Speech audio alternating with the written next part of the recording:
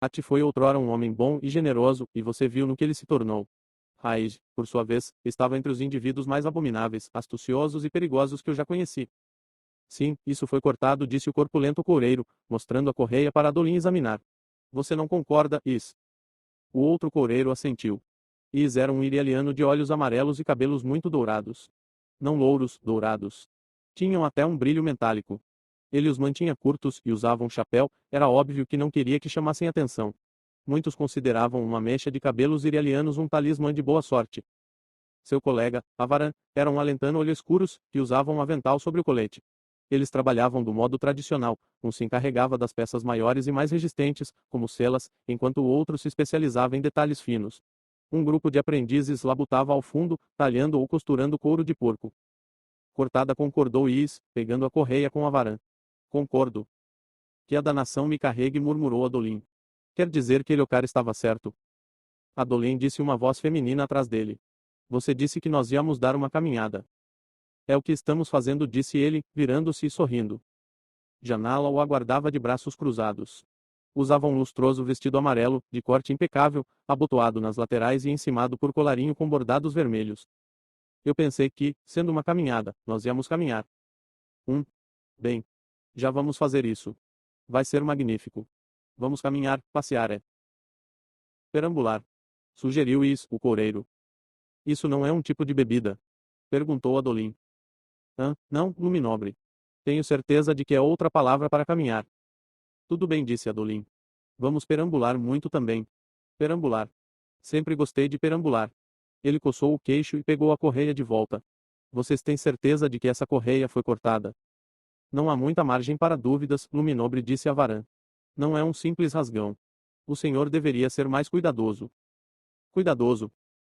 Sim, disse Avaran. Tomar cuidado para que fivelas frouxas não fiquem roçando o couro até cortá-lo. Às vezes, durante a noite, as pessoas guardam a sela virada para baixo e deixam a correia da cilha solta, aí colocam alguma coisa pesada por cima da sela e comprimem a correia. Acho que foi isso o que causou o corte. Ah, quer dizer que a correia não foi cortada de propósito. Bem, pode ter sido, disse Avaran. Mas por que alguém cortaria uma cilha assim? Porque, realmente, pensou Adolin. Ele se despediu dos dois coureiros, enfiou a correia no bolso e ofereceu o braço a Janala. Ela o segurou com a mão livre, evidentemente feliz por se ver livre da loja de couros. Havia um leve odor desagradável ali, embora não tão desagradável quanto o de um curtume. Ele a vira procurar o lenço algumas vezes, como se quisesse levá-lo ao nariz. Eles saíram da loja ao sol do meio-dia. Tebon e Marx, dois olhoclaros da guarda cobalto, os aguardavam do lado de fora, com a criada de Janala, Falquin, uma jovem agissana a olhos escuros. Os três começaram a seguir Adolin e Janala, que caminhavam pelas ruas do acampamento. Em voz baixa, com seu sotaque carregado, Falquin reclamava da falta de uma liteira adequada para sua senhora. Janala não parecia se importar. Inspirava profundamente o ar puro e se agarrava ao braço de Adolin. Era linda, ainda que gostasse de falar de si mesma. Tagarelice era um atributo que Adolin normalmente apreciava em uma mulher, mas naquele dia teve dificuldade em prestar atenção quando Janala começou a lhe contar o último mexerico da corte. A correia fora cortada, mas ambos os coureiros haviam presumido que fora o resultado de um acidente. O que sugeria que estavam familiarizados com cortes semelhantes. Uma fivela frouxa ou qualquer outro descuido podia ter danificado o couro. Só que daquela vez o corte fizera o rei cair do cavalo em meio a uma luta. Poderia haver outro motivo. Você não acha, Adolin? Perguntou Janala. Sem dúvida, respondeu ele, desatento. Então você vai falar com ele? Com seu pai. Será que você não poderia pedir a ele para deixar os homens trocarem de vez em quando esse uniforme horrivelmente antiquado? Bem, ele é muito firme quanto a isso, disse Adolin. E o uniforme não é tão antiquado assim. Janala o fulminou com os olhos. Tudo bem, é meio sem graça. Como todos os oficiais olhoclaros de alta patente no exército de Dalinar, Adolin usava um simples conjunto azul de corte militar. Um longo manto azul sem bordados e uma calça engomada, em uma época em que a moda eram coletes, acessórios de seda e echarpes. O par de glifos de colã estava bem à vista, nas costas e no peito, e a camisa era presa nas laterais por botões de pratas. Era um uniforme simples e facilmente reconhecível, mas extremamente básico. Os homens de seu pai o adoram, Adolin, disse Janala. Mas as exigências dele estão se tornando cansativas. Eu sei. Acredite. Mas não acho que posso mudar a cabeça dele. Como explicar? Apesar de 6 anos de guerra, Dalinar não havia fraquejado em sua resolução de aderir aos códigos. Na verdade, sua dedicação a eles estava aumentando. Pelo menos agora Adolin entendia, em parte. O amado irmão de Dalinar fizera um último pedido, siga os códigos. Verdade que o pedido se referia a um determinado evento, mas o pai de Adolin era conhecido por levar as coisas ao extremo. Adolin só queria que ele não exigisse o mesmo dos outros. Individualmente, os códigos eram apenas pequenas inconveniências, esteja sempre de uniforme quando em público, nunca se embriague, evite duelar. Em conjunto, porém, eram opressivos. Sua resposta à janela foi interrompida quando um toque de berrantes ecoou no acampamento. Adolin se aprumou, olhou para leste, em direção às planícies quebradas, e contou a série de toques seguinte. Uma crisálida fora avistada no plato 147. Era bem perto. Ele prendeu a respiração, esperando uma terceira série de toques, convocando os exércitos de Dalinar para a batalha. O que aconteceria somente se seu pai desse ordem? Em parte, ele sabia que aqueles toques não viriam. O plato 147 também estava perto do acampamento de Sádias, que certamente faria uma incursão. Adolin olhou para a janela. Ela escolhera a música como vocação, e quase não se interessava pela guerra, embora seu pai fosse um dos oficiais da cavalaria de Dalinar. Por sua expressão, Adolin pode perceber que até ela entendera o significado da ausência do terceiro toque. Uma vez mais, Dalinar optará por não lutar. Venha, disse Adolin, virando-se e rumando em outra direção, praticamente arrastando Janala. Há uma coisa que eu quero verificar.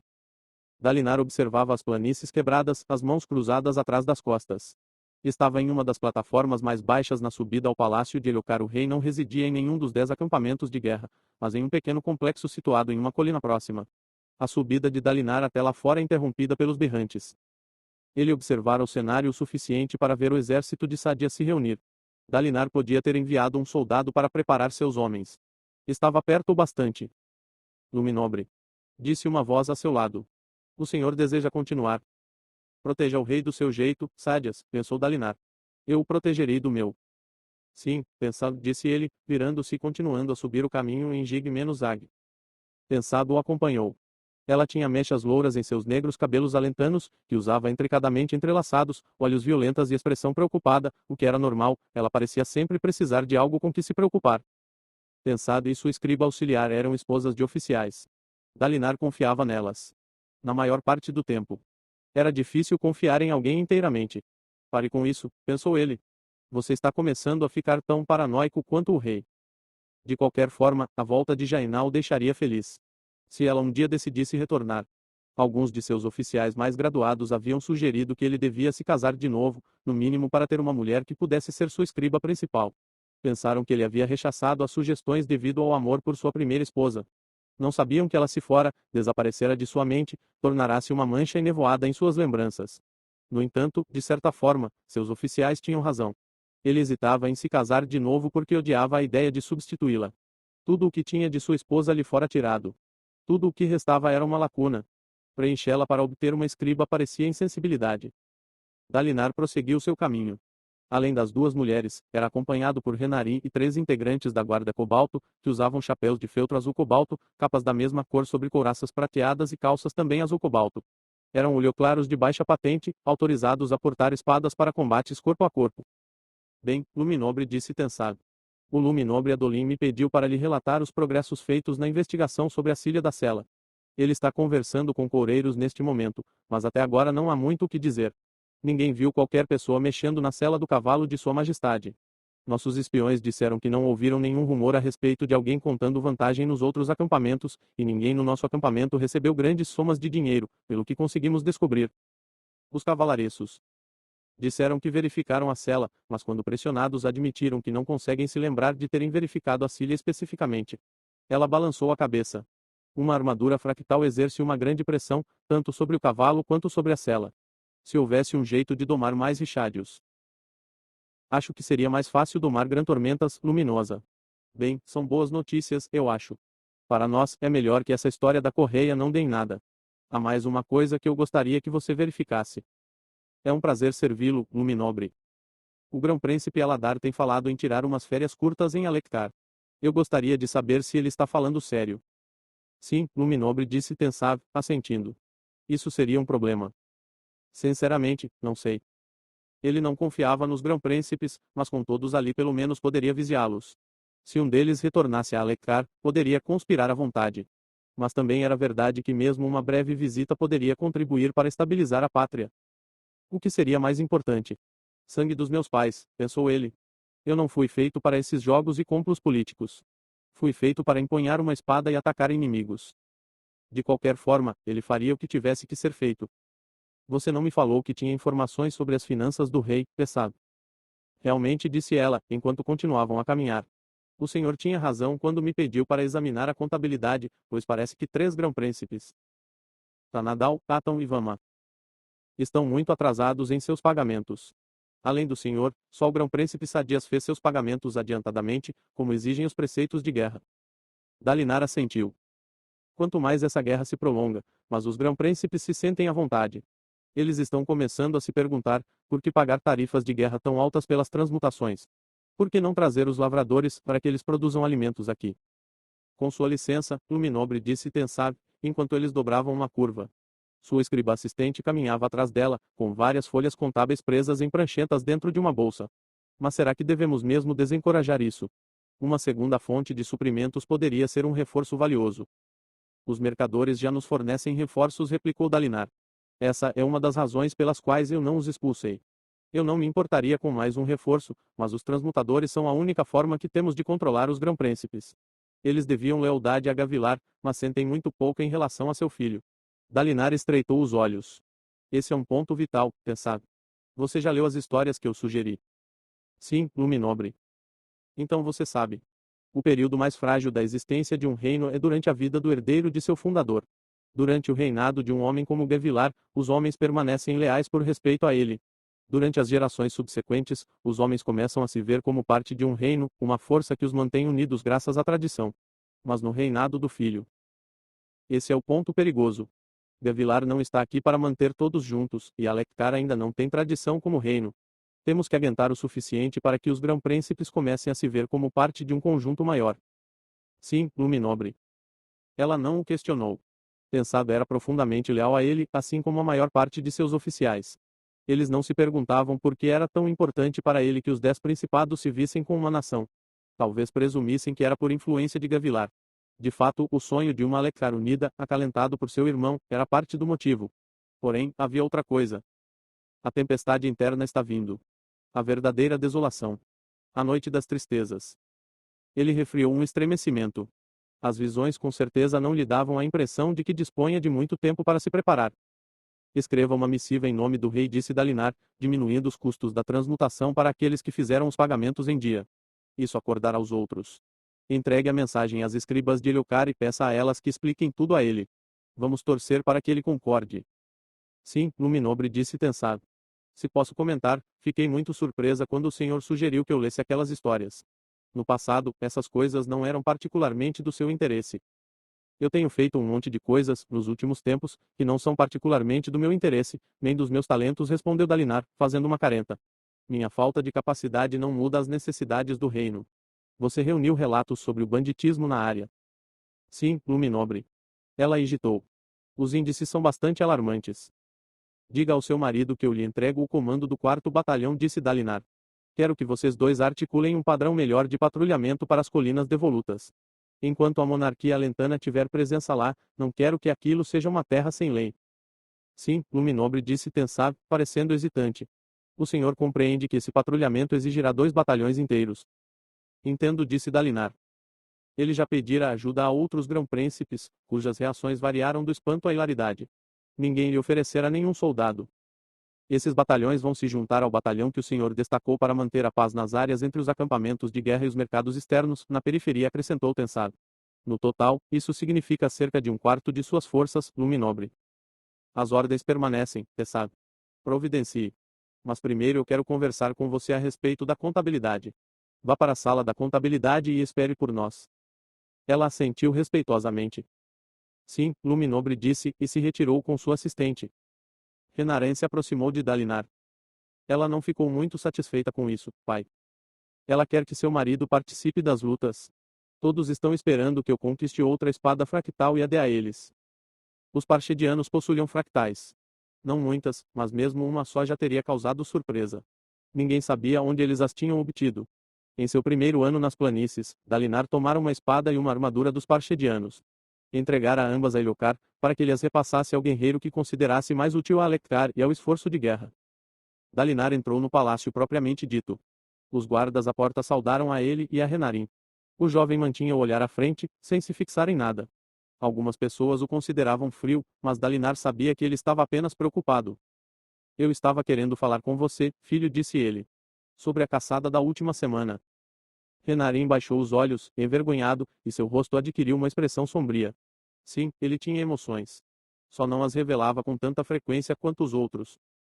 Você sabe que não devia ter entrado em combate, como fez, disse Dalinar em tom severo. Aquele demônio dos abismos poderia ter matado você. O que você teria feito, pai, se fosse eu que estivesse em perigo? Eu não estou criticando sua bravura, estou criticando seu discernimento. E se você tivesse tido um dos seus ataques? Então talvez um monstro tivesse me varrido do plato, respondeu Renarim amargamente, e eu não seria mais um peso inútil na vida de ninguém. Não diga isso. Nem mesmo de brincadeira. Brincadeira? Pai, eu não posso lutar. Lutar não é a única coisa de valor que um homem pode fazer. Os fervorosos eram bastante assertivos a esse respeito. Sim, a mais elevada vocação de um homem era participar das batalhas, travadas no além, para retomar os salões tranquilos, mas o Todo-Poderoso aceitava a excelência de qualquer homem ou mulher, independentemente do trabalho a que se dedicassem. A pessoa apenas fazia o seu melhor, escolhendo uma profissão e um atributo do Todo-Poderoso para emular. Uma vocação e uma glória, como se dizia, ou seja, trabalhar duro em uma profissão e tentar viver de acordo com um único ideal. O Todo-Poderoso aceitaria isso, principalmente se a pessoa fosse olho-claros, e quanto melhor fosse a linhagem olho-claros, mais glória inata teria a pessoa. A vocação de Dalinar era ser líder, e a glória que escolhera fora a determinação. Ele optara por ambas ainda em sua juventude, mas as enxergava agora sob um prisma muito diferente. Você tem razão, pai, disse Renarim. Eu não sou o primeiro filho de um herói a nascer sem talento para a guerra. Todos os outros se conformaram. Eu também vou. Vou acabar sendo o senhor de alguma cidadezinha. Isso se não me enfiar em algum devotário. O garoto olhou para a frente de novo. Eu ainda penso nele com o garoto, pensou Dalinar. Embora ele já esteja em seu 20º ano. Riso tinha razão. Ele subestimava Renarim. Como eu reagiria se fosse proibido de lutar? Ficaria para trás, junto com as mulheres e os mercadores. Ficaria ressentido, principalmente contra Adolin. Dalinar sentia inveja de Gavilar quando os dois eram crianças. Renarim, no entanto, era o maior defensor de Adolin. Quase endeusava o irmão mais velho. E era corajoso o bastante para entrar imprudentemente no meio de uma batalha em que uma criatura terrível esmagava lanceiros e varria fractários. Dalinar pigarreou. Talvez seja a hora de treinar você de novo no manejo da espada. A minha fraqueza de sangue. Não terá a menor importância se nós enfiarmos você em uma armadura fractal e lhe dermos uma espada fractal, disse Dalinar. A armadura torna um homem forte e a espada é quase tão leve quanto o ar. Pai, disse Renarim em um tom inexpressivo. Eu jamais serei um fractário. Você mesmo já disse que as espadas e as armaduras fractais que tomamos dos parchedianos devem ser entregues aos guerreiros mais habilidosos. Nenhum dos outros grão-príncipes entregam seus desposos ao rei, disse Dalinar. E quem vai me criticar se, por uma vez, eu der um presente ao meu filho? Renarim parou no corredor, demonstrando uma emoção incomum, os olhos arregalados e uma expressão ansiosa. Está falando sério? Eu lhe faço um juramento, filho. Se capturar outra espada e outra armadura, serão para você. Ele sorriu. Para falar a verdade, faria isso pelo simples prazer de ver o rosto de Sadias quando você se tornar um fractário plano.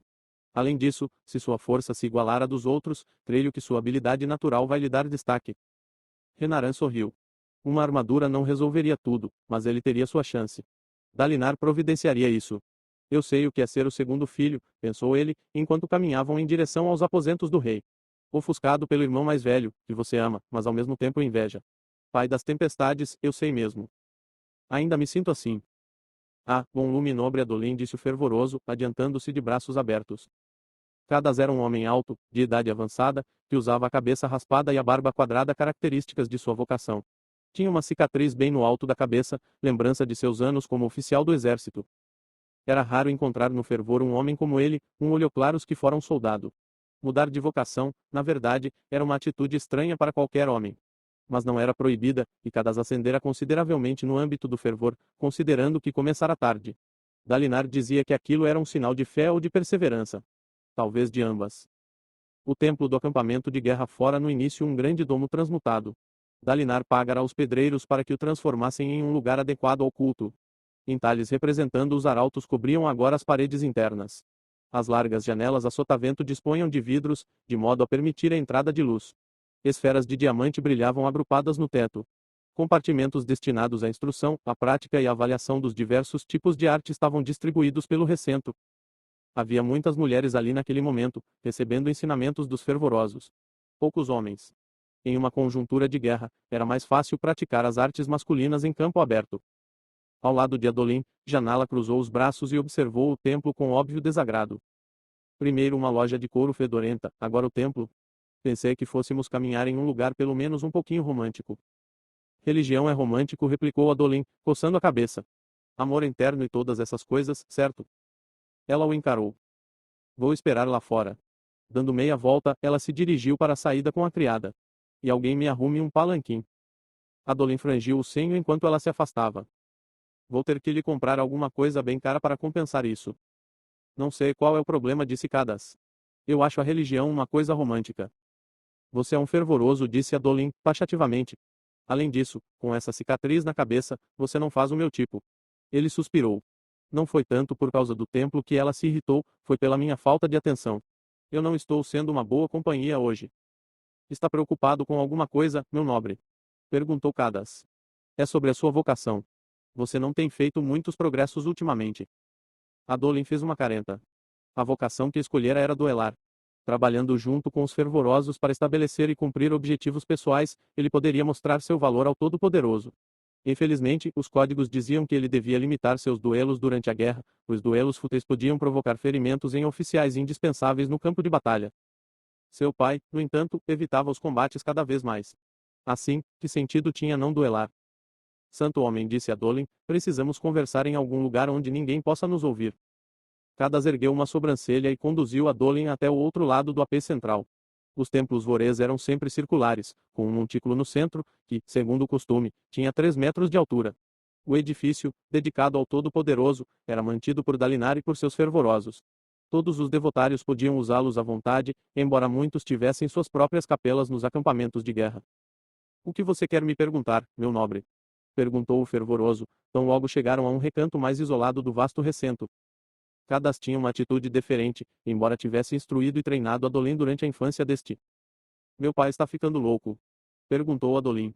Ou realmente pode estar tendo visões enviadas pelo Todo-Poderoso, como eu acho que ele acredita?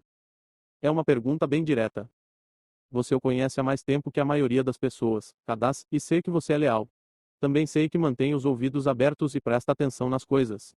Portanto, sei que já ouviu os boatos. Adolin deu de ombros. Parece que a hora de ser direto é agora. Presumo, então, que os boatos não são infundados. Infelizmente, não. Acontece sempre que há uma grande tormenta. Ele delira, fica se debatendo e depois diz que viu coisas. Que tipo de coisas? Não sei ao certo. Adolin fez uma careta. Coisas sobre os radiantes. E talvez. Coisas que estão por vir. Cadas pareceu perturbado. Esse é um território perigoso, meu nobre. Suas perguntas me botam em risco de violar meus juramentos. Eu sou um fervoroso, pertenço a seu pai e sou leal a ele.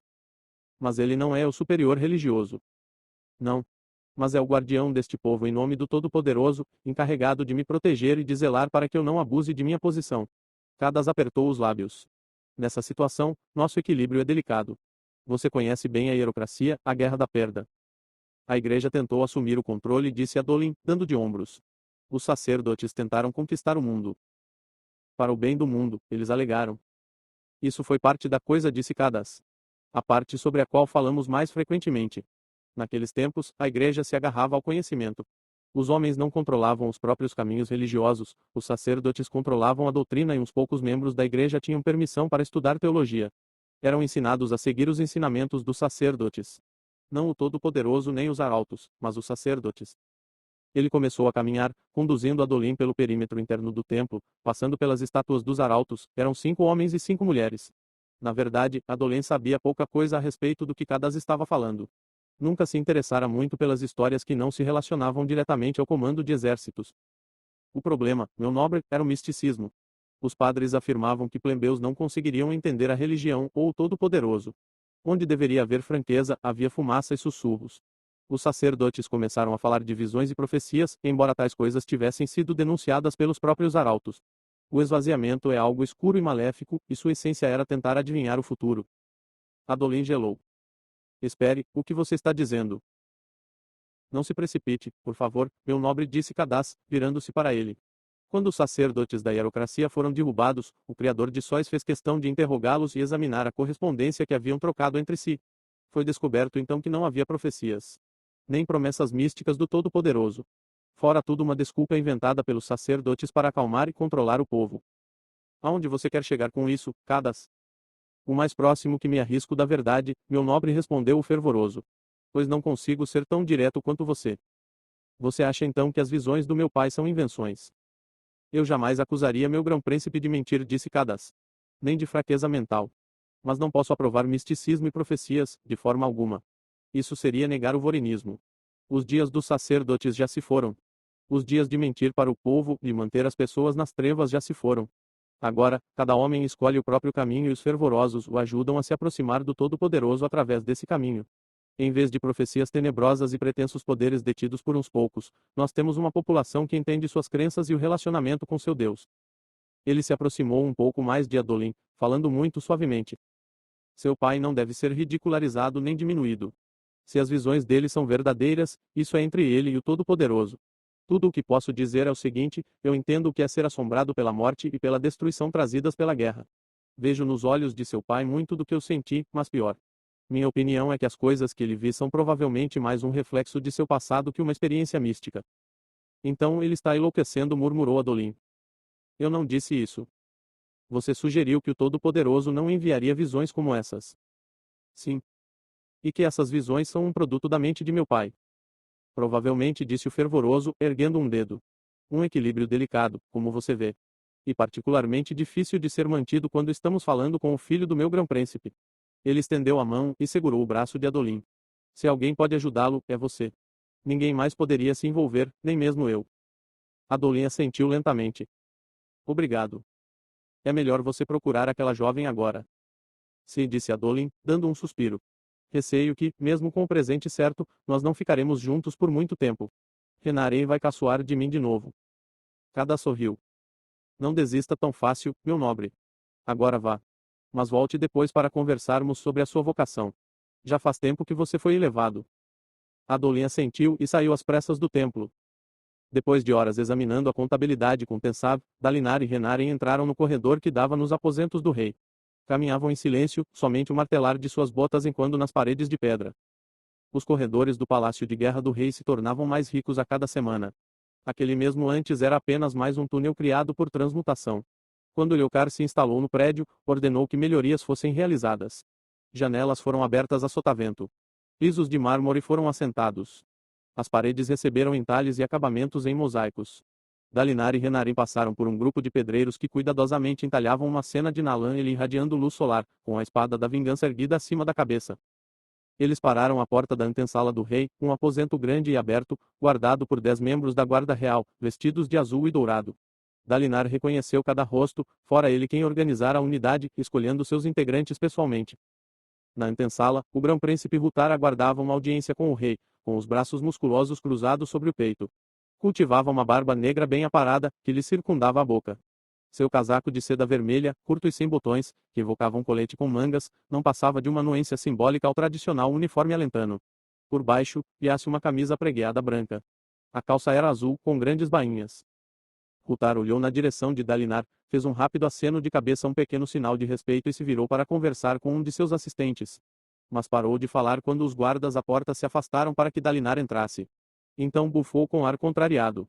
O livre acesso de Dalinar ao rei irritava os outros grão-príncipes. O rei não estava em seu salão de audiências, mas as amplas portas da sacada estavam abertas. Os guardas de Dalinar se detiveram quando ele entrou na sacada, seguido por um hesitante Renarim. A luz do lado de fora começava a minguar à medida que o crepúsculo se aproximava. Posicionar o palácio de guerra em uma elevação como aquela fazia sentido taticamente, mas o expunha a impiedosas tempestades. O que constituía um velho enigma de campanha, era melhor escolher um lugar abrigado das tormentas ou um terreno elevado. A maioria dos grão-príncipes teria escolhido a primeira opção, seus acampamentos de guerra, situados nas fronteiras das planícies quebradas, dificilmente seriam atacados, o que tornava menos importante a elevação do terreno. Mas os reis tendiam a preferir a altura. Naquele caso, por via das dúvidas, Dalinar encorajara Leocar. A sacada era uma espessa plataforma rochosa talhada no alto de um pequeno pico e cercada por uma balaustrada de ferro. Os aposentos do rei se situavam no interior de um domo transmutado, no topo de uma formação natural. Rampas cobertas e escadarias davam acesso aos patamares mais baixos. O domo abrigava os diversos servidores do rei, guardas, guarda-tempos, fervorosos e parentes distantes. Dalinar tinha seu próprio aposento no acampamento, que se recusava a chamar de palácio. Eliocar estava apoiado na balaustrada. 2 guardas o vigiavam à distância. Dalinar fez sinal para que Renaren se juntasse a eles, pois queria conversar em particular com o rei. O ar estava frio, a primavera se instalara havia algum tempo e perfumado com os doces aromas da noite, petrobulbos em flor e rocha molhada.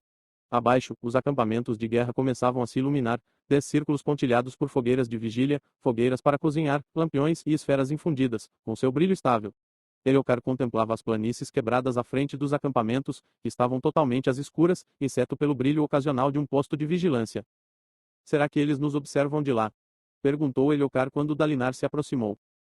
Nós sabemos que seus bandos de saqueadores se deslocam à noite, Majestade, respondeu Dalinar, pousando a mão sobre a balaustrada. Não posso deixar de pensar que eles nos observam. O uniforme do rei era o tradicional casaco longo com botões nas laterais, mas era largo e solto, rufos de renda contornavam seu colarinho e suas mangas. Suas calças eram azul cobalto e tinham o mesmo corte largo das calças de Rutar. Dalinar achou tudo muito informal. Até os soldados estavam sendo influenciados por aquele grupo relaxado, que se vestia com rendas e passava as noites em festas. Foi o que Gavilar previu, pensou Dalinar. Foi por isso que ele insistiu tanto para que nós seguíssemos os códigos. Você parece pensativo, tio, disse Eliocar. Apenas refletindo sobre o passado, Majestade. O passado é irrelevante. Eu só olho para o futuro. Dalinar não concordava muito com nenhuma das afirmativas. Às vezes eu acho que consigo ver os parchedianos, disse Eliocar.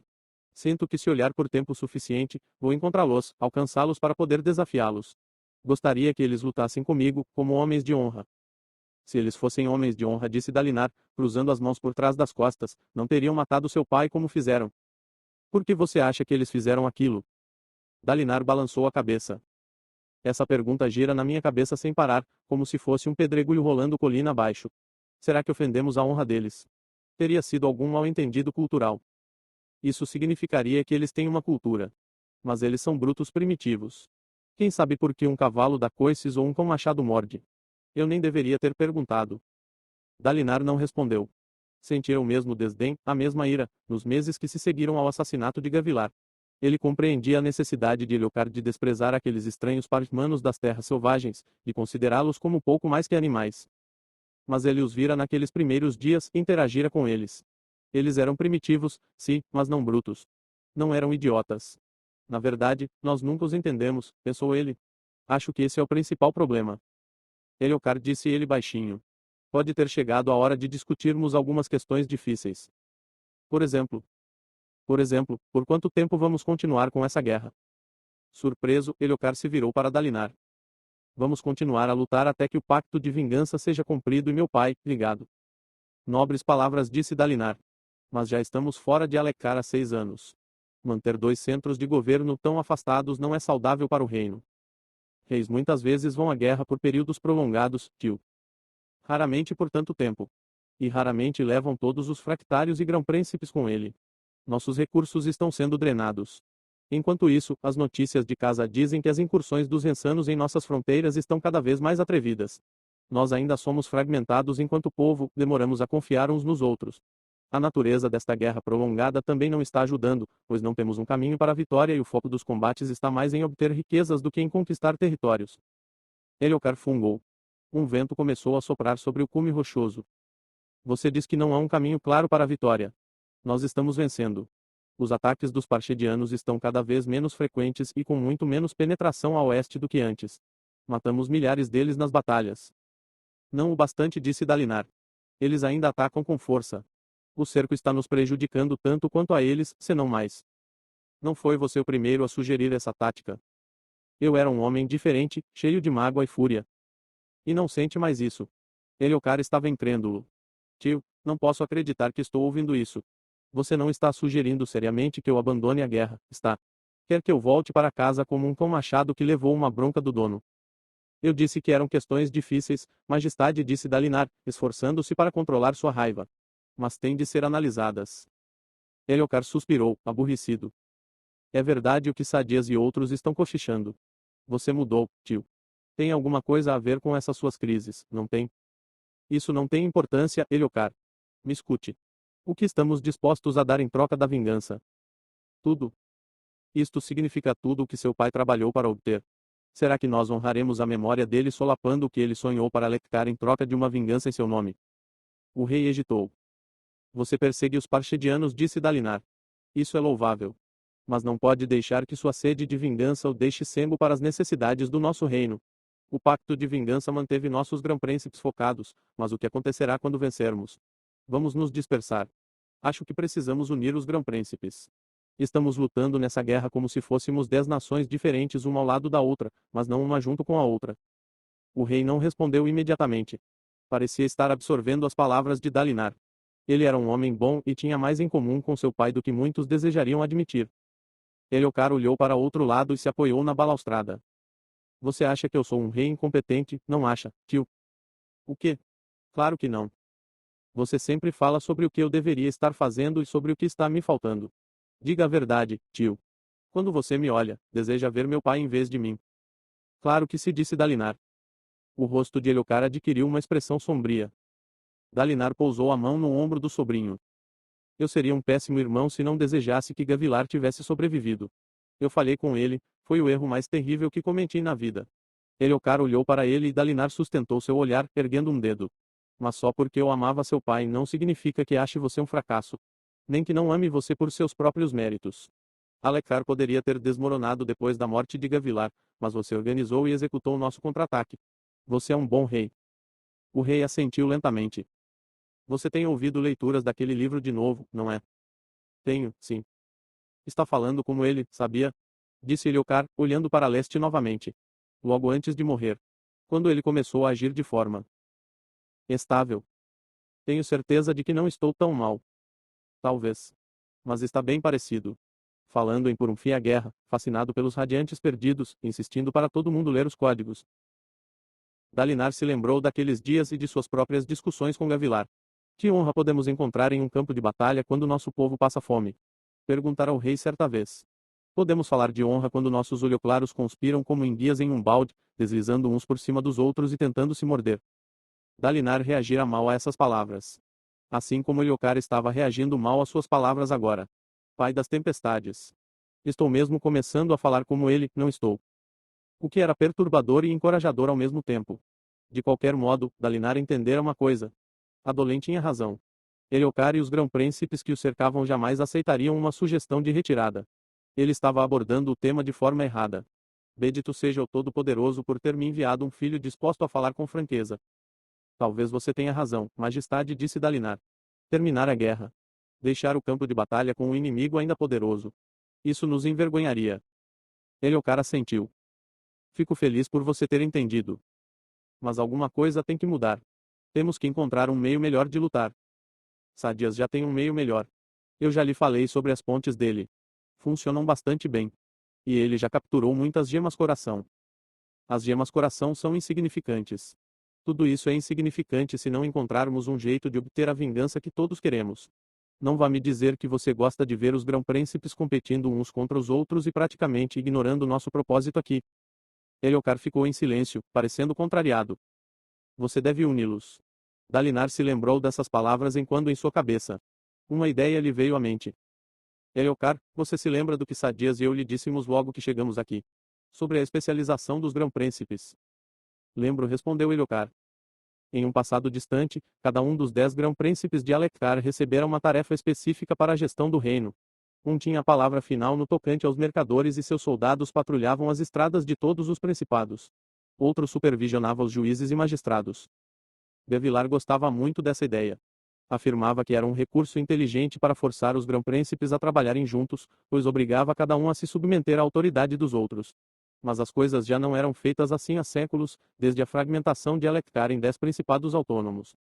Eliocar, e se você me nomeasse grão-príncipe da guerra? O rei não riu, o que era bom sinal. Pensei que você e Sadias haviam decidido que os outros se revoltariam se tentássemos alguma coisa assim. Talvez eu tenha me enganado sobre isso também. Eliocar pareceu considerar a ideia. Por fim, balançou a cabeça. Não. Eles mal aceitam minha liderança.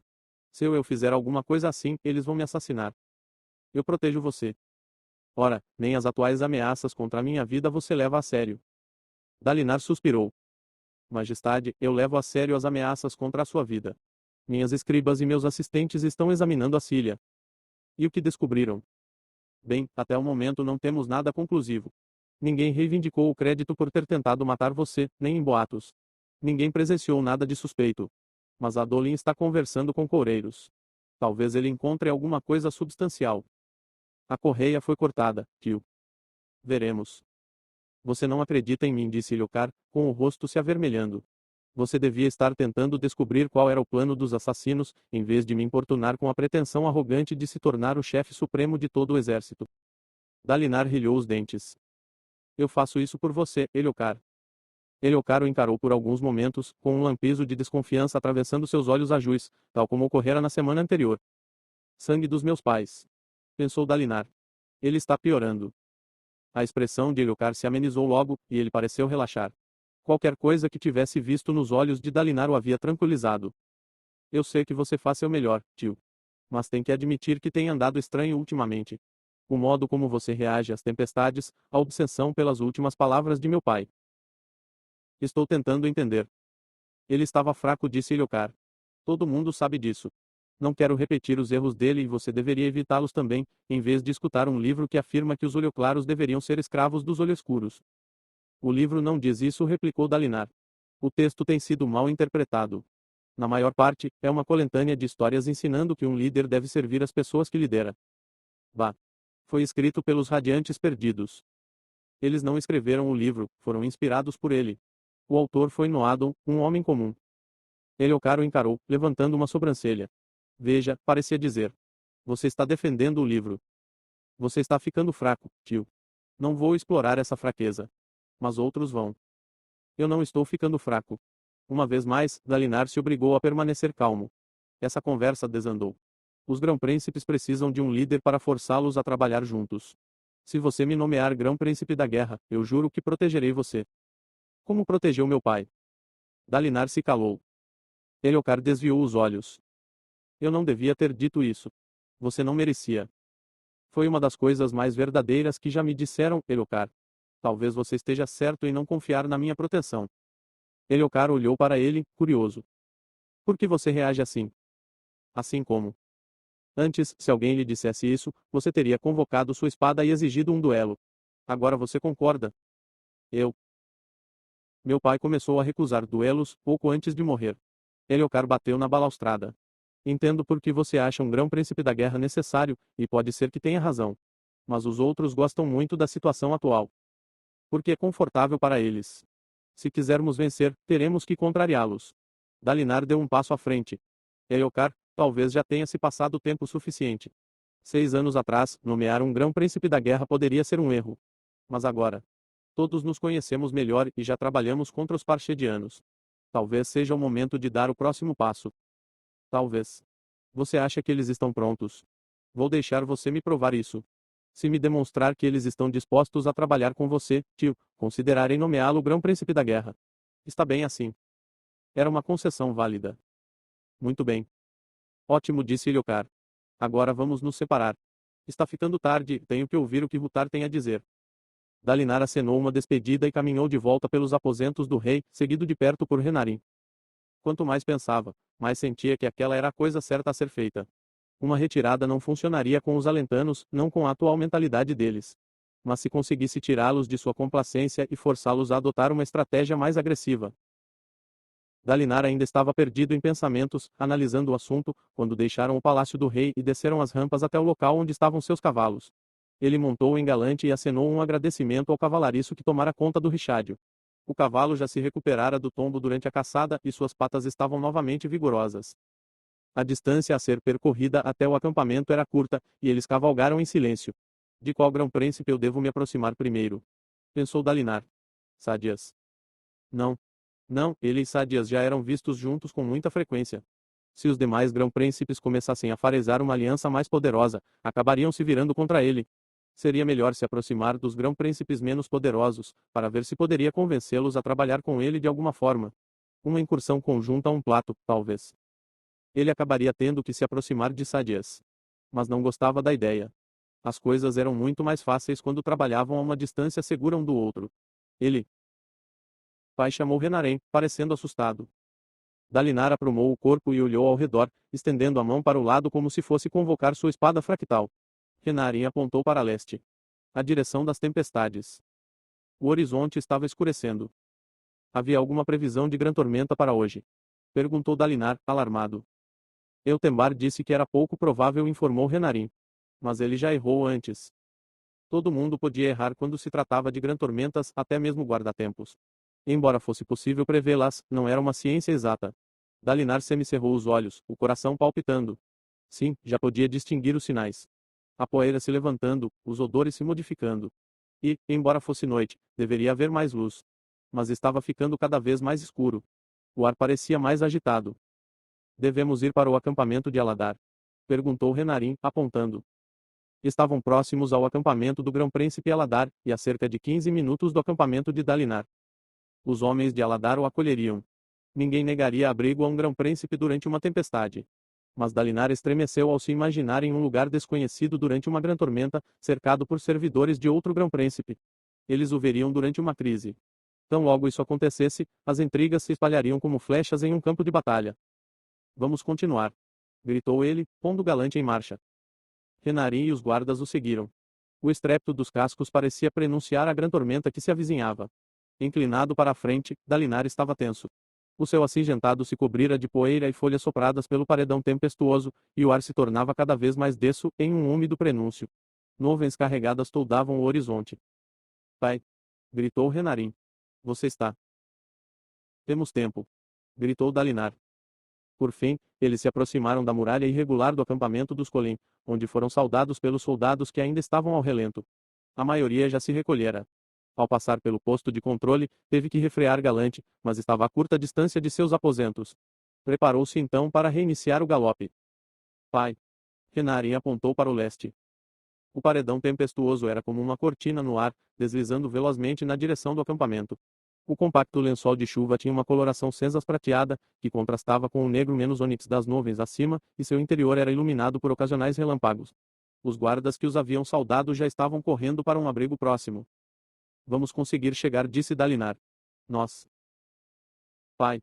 Exclamou Renaré, emparelhando-se com ele e segurando seu braço. Sinto muito. O vento os açoitava. Dalinar rilhou os dentes e olhou para o filho. Por trás dos óculos, os olhos de Renarim estavam arregalados de preocupação. Dalinar olhou novamente para o paredão tempestuoso. Estava apenas a momentos dali. Ele tem razão. Entregou então as rédeas de Galante para um ansioso cavalariço, que pegou também a montaria de Renarim e dos soldados da guarda Cobalto. Os 5 desmontaram. O cavalariço disparou até uma estrebaria de pedra, puxando os cavalos. Dalinar quase o seguiu. Em uma estrebaria haveria menos gente para observá-lo, mas algumas pessoas à entrada de um barracão ao lado os chamavam ansiosamente. Seria um lugar mais seguro. Resignado, Dalinar correu até o barracão de pedra, acompanhado por Renarim. Os soldados abriram espaço para eles, havia também alguns criados. No acampamento de Dalinar, ninguém era obrigado a enfrentar tempestade em tendas mesmo que reforçadas nem em frágeis barracos de madeira, e ninguém tinha que pagar para se abrigar nas estruturas de pedra. Os ocupantes do barracão pareceram atônitos ao verem o Grão-Príncipe e seu filho entrarem no recinto, e alguns chegaram a empalidecer quando a porta foi fechada. A única luz disponível provinha de algumas esferas de granada presas à parede. Alguém tossiu.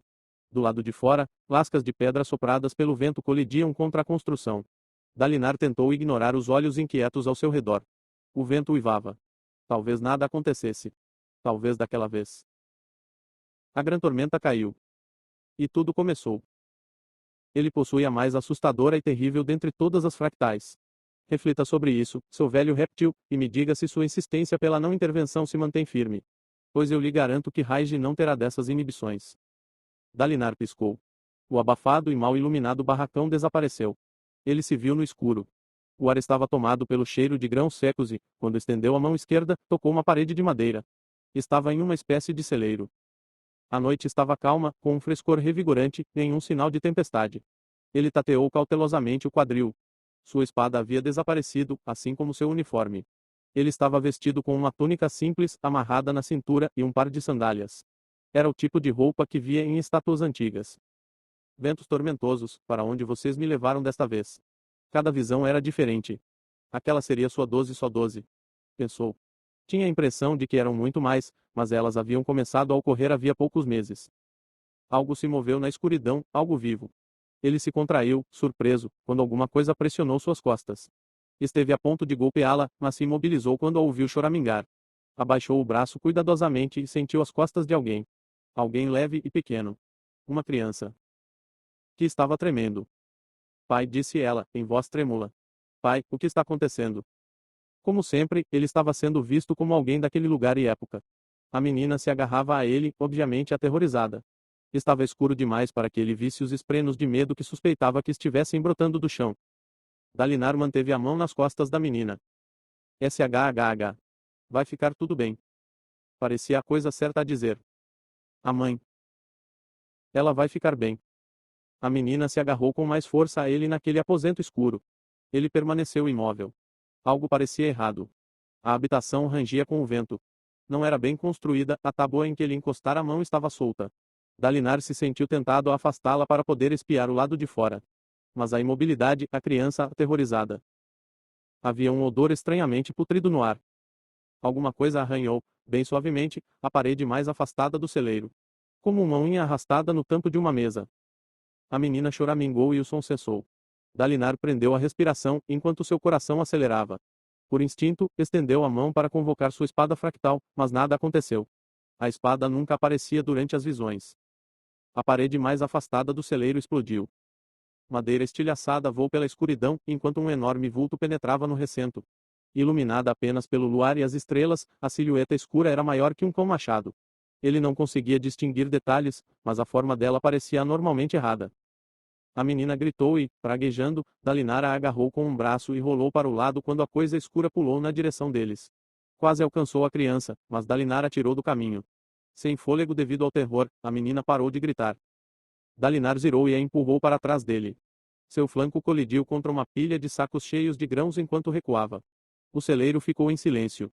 A luz violenta de salas brilhava no céu, mas a pequena lua não era luminosa o suficiente para clarear o interior do celeiro. A criatura se deslocara para um recanto escuro. Ele mal enxergava. A criatura parecia fazer parte das sombras. Dalinar retesou o corpo, com os punhos à frente. A coisa emitiu um chiado suave, mas sinistro, que lembrava o som de um murmúrio ritmado. Respiração. Pensou Dalinar. Não. Está tentando nos farejar. A coisa se lançou para frente. Dalinar estendeu a mão para o lado, pegou um dos sacos de grãos e o posicionou à sua frente. O animal atingiu o saco e o rasgou com os dentes. Dalinar puxou, rasgando o tecido e arremessando para o alto um jorro de fragrantes grãos de laves. Depois deu um passo para o lado e chutou o bicho o mais forte que pôde. A criatura era macia. Foi como chutar um odre de água. O golpe a derrubou, e ela emitiu um som sibilante. Dalinar sacudiu novamente o saco de grãos, enchendo o ar com poeira e mais lave seco. O bicho se levantou e se virou, parecendo desorientado. Fosse o que fosse, caçava pelo faro e a poeira no ar o deixara confuso. Dalinar pegou a menina, jogou-a sobre o ombro e, passando pela aturdida criatura, saiu pelo buraco na parede quebrada. Viu-se sob o luar violenta. Estava em um pequeno light uma larga fissura na pedra dotada de boa drenagem, o que evitava inundações, e protegida por um grande afloramento rochoso voltado para o leste, capaz de amortecer grandes tormentas.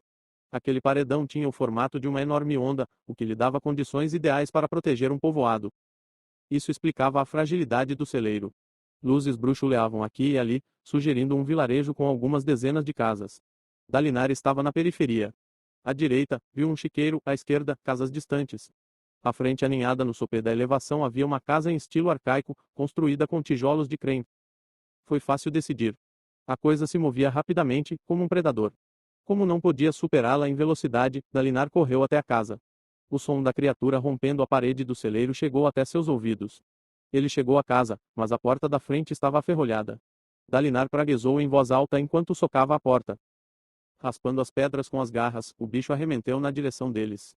Tão logo a porta começou a se abrir, Dalinar a empurrou com o ombro, entrando na casa aos tropeções. Largou a criança no chão ao recuperar o equilíbrio. Uma mulher de meia idade estava parada em frente a eles. O luar violenta revelou que ela tinha cabelos ondulados e uma expressão de terror nos olhos. Ela bateu a porta e baixou o ferrolho. Benditos sejam os arautos, exclamou ela, pegando a menina no colo. Você a encontrou, Ed. Bendito seja você. Dalinar se ergueirou até a janela sem vidro e olhou para fora. A cortina de painéis de madeira parecia estar quebrada, o que tornava impossível fechá-la. Ele não viu a criatura. Olhou então por cima do ombro. O piso da casa era de pedra bruta e não havia um segundo andar.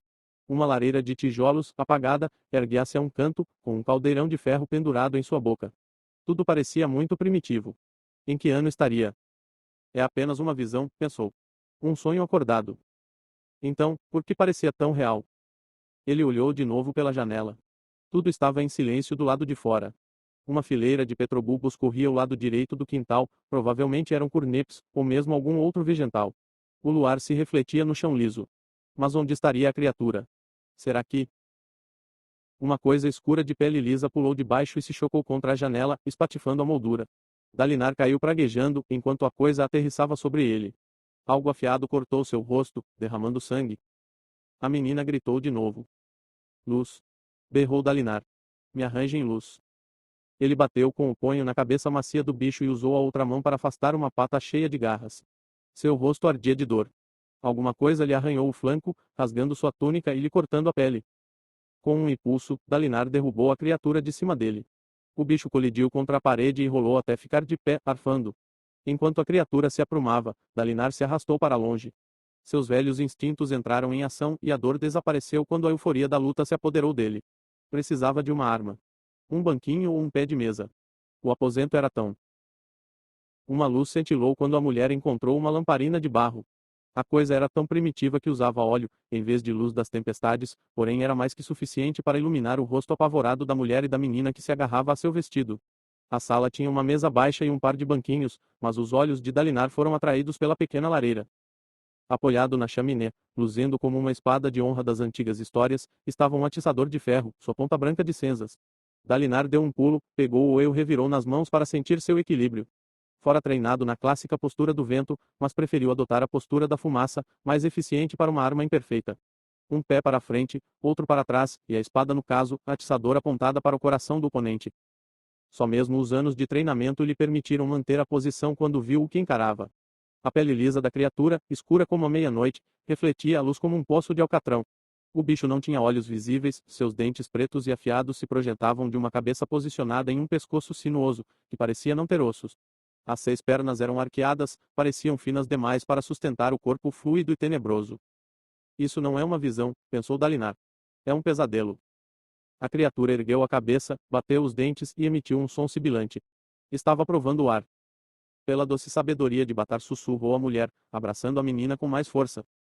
Suas mãos tremeram quando ela levantou a lâmpada, como se fosse usá-la como arma. Um ruído arranhado soou do lado de fora, seguido por mais um conjunto de patas finas despontando sobre o parapeito da janela quebrada. Um novo bicho veio se juntar ao primeiro, que se agachou nervosamente e fungou na direção de Dalinar. Parecia desconfiado, como se tivesse percebido que estava encarando um oponente armado ou pelo menos determinado. Maldizendo-se por ser um idiota, Dalinar pousou a mão no quadril para estancar o sangue. Sabia, logicamente, que estava no barracão, com Renarin. Tudo aquilo acontecia em sua mente, ele não precisava lutar. Mas todos os seus instintos e cada partícula de honra que possuía o levaram a se posicionar entre a mulher e as criaturas. Visão, lembrança ou delírio, ele não podia ficar parado. Ele disse à mulher nervosamente.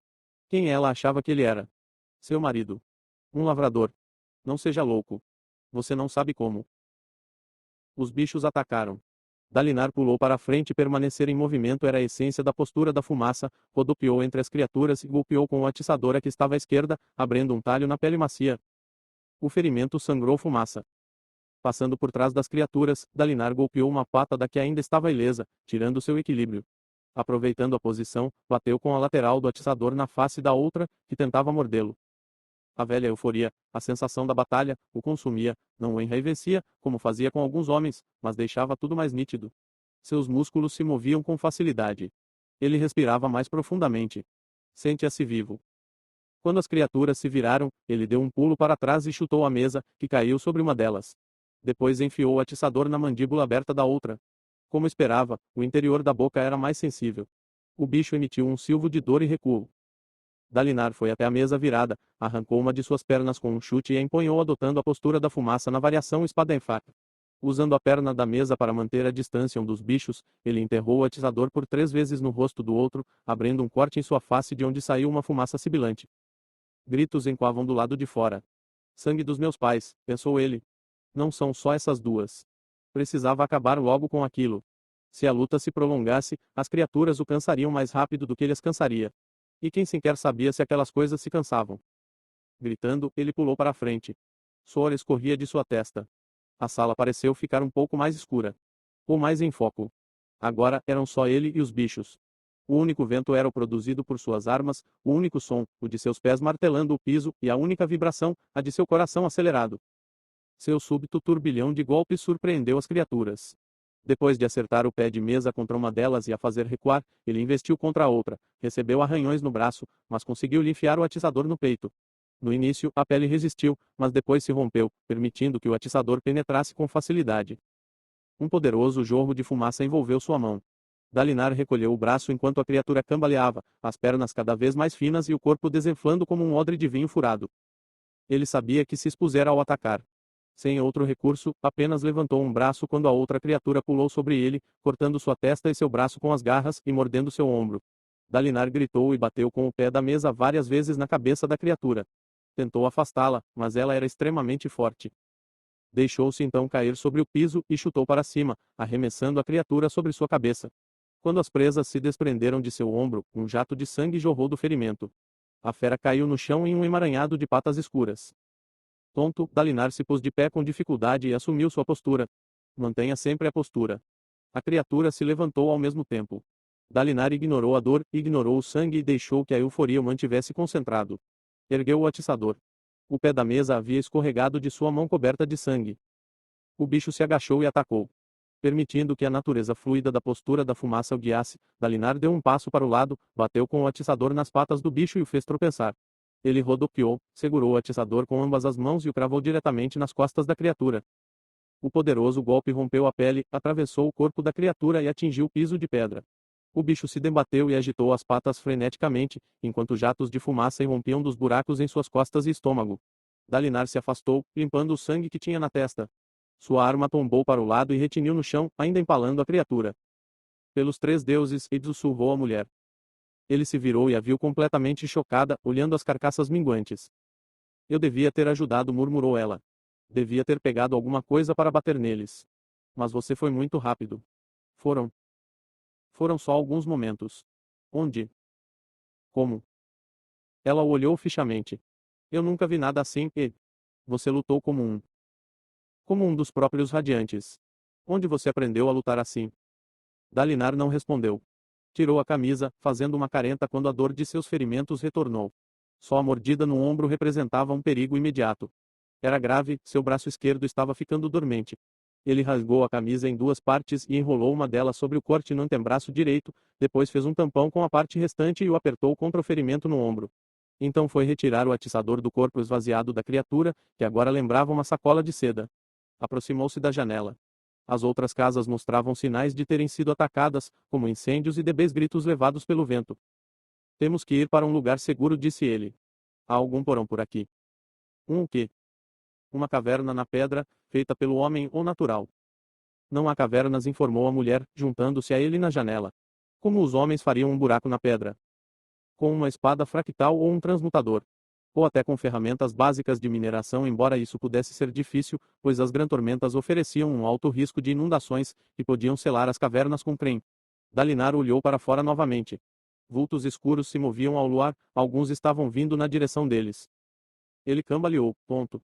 Perda de sangue. Rilhando os dentes, apoiou-se no parapeito da janela. Quanto tempo duraria aquela visão? Precisamos de um rio.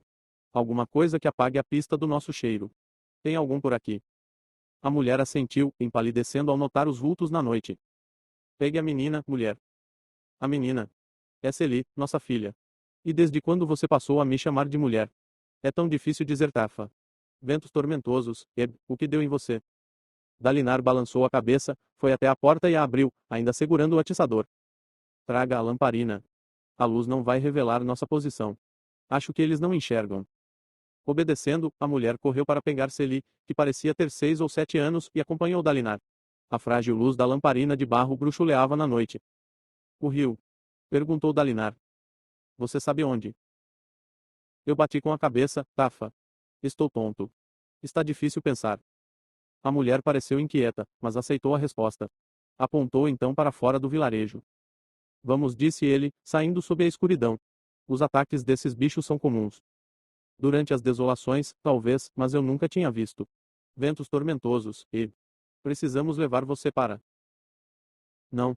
Vamos continuar. Eles ingressaram em uma trilha que dava acesso aos fundos da formação rochosa ondular. Dalinar não parava de olhar para trás, na direção do vilarejo. Quantas pessoas estariam morrendo lá, trucidadas por aquelas criaturas da danação? Onde estariam os soldados do senhor daquelas terras? Talvez aquele povoado fosse muito remoto, afastado demais da proteção direta de um senhor da cidade. Ou talvez as coisas não funcionassem daquela forma naquela época e naquele lugar. Vou levar a mulher e a criança até o rio e depois voltar para organizar uma resistência. Se tiver sobrado alguém. O pensamento lhe pareceu ridículo. Ele precisava se apoiar no atiçador para poder caminhar ereto. Como poderia organizar uma resistência?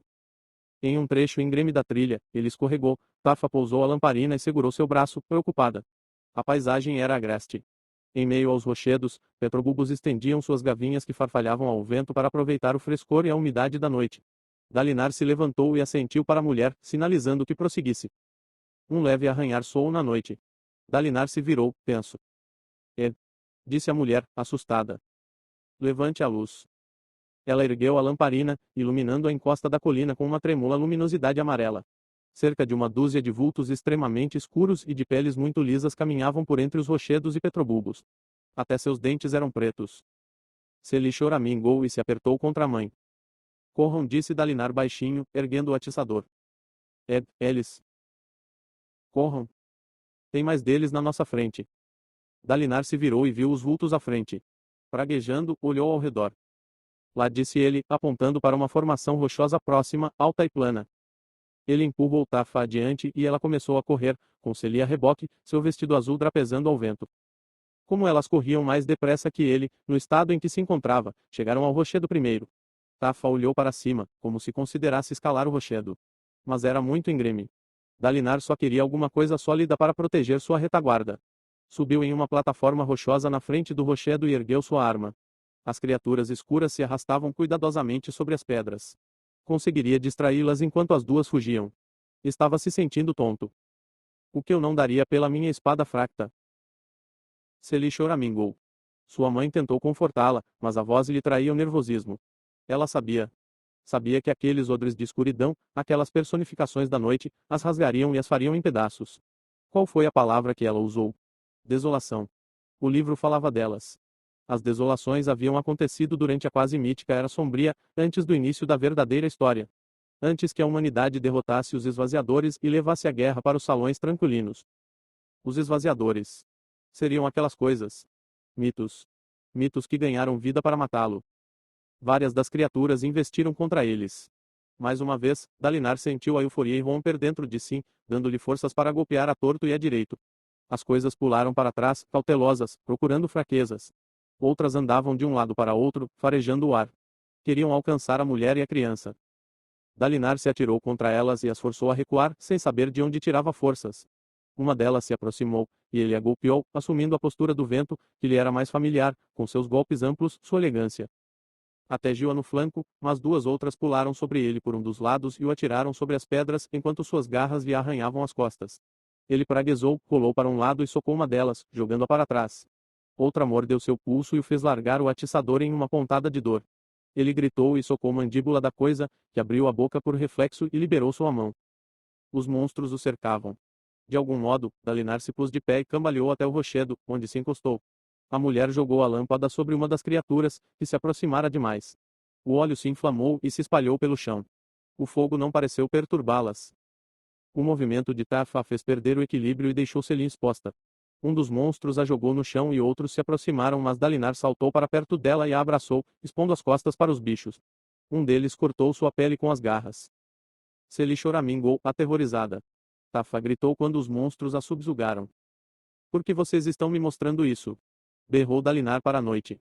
Por que tenho que viver esta visão? Malditos sejam. Garras dilaceravam suas costas. Mesmo se contraindo de dor, ele protegia Celie com o corpo. Então, de alguma forma, conseguiu erguer a cabeça e olhar para o céu. Viu uma brilhante luz azul descendo pelo ar. Era como uma estrela cadente incrivelmente veloz. Dalinar soltou um grito quando a luz atingiu o solo, a pouca distância, rachando a pedra e espalhando lascas. O chão tremeu. As criaturas se imobilizaram. Dalinar se virou para o lado, aturdido, e viu com espanto a luz se pôr de pé e mover os braços. Não era uma estrela. Era um homem em uma reluzente armadura fractal azul, segurando uma espada fractal. Lampejos de luz das tempestades se irradiavam de seu corpo. Sibilando furiosamente, os monstros se atiraram contra ele, ignorando Dalinar, a mulher e a criança. O fractário ergueu a espada, varreu com ela o espaço à sua frente e encarou o ataque. Dalinar ficou encolhido, atônito. Aquele fractário era diferente de todos os que já vira. Sua armadura brilhava com uma luz azul uniforme e tinha glifos gravados no mental, alguns familiares, outros não, que desprendiam um vapor azul. Com movimentos fluidos e fazendo retinir a armadura, o homem atacou os monstros. Quase sem esforço, cortou um deles ao meio, fazendo voar pedaços que soltavam fumaça preta. Dalinar se arrastou até Tafa. Ela estava viva, embora seu dorso estivesse arranhado e esfolado. Celie se agarrava a ela, chorando. Preciso fazer alguma coisa, pensou ele, languidamente. Fiquem tranquilos, disse uma voz. Com um sobressalto, Dalinar se virou e viu uma mulher ajoelhada a seu lado. Usava uma delicada armadura fractal e segurava uma coisa brilhante. Era uma bela armação de metal contendo um topázio e um berilo, cada qual do tamanho de um punho. A mulher tinha olhos castanho claros que pareciam brilhar na noite, e não usava elmo. Seus cabelos estavam puxados para trás, formando um coque. Ela levantou a mão e tocou sua testa. Dalinar sentiu um forte calafrio lhe percorrer o corpo. De repente, suas dores cessaram. Em seguida, a mulher estendeu a mão e a encostou em Tafa, reconstituindo imediatamente o tecido de suas costas. O músculo afetado permaneceu como estava, mas um tecido novo cresceu onde nacos tinham sido arrancados. E a pele se juntou sem nenhuma falha. Usando um pano branco, a fractária limpou o sangue e os fragmentos de carne que ainda recobriam o local. Tafa ergueu os olhos, assombrada. Você veio, murmurou ela.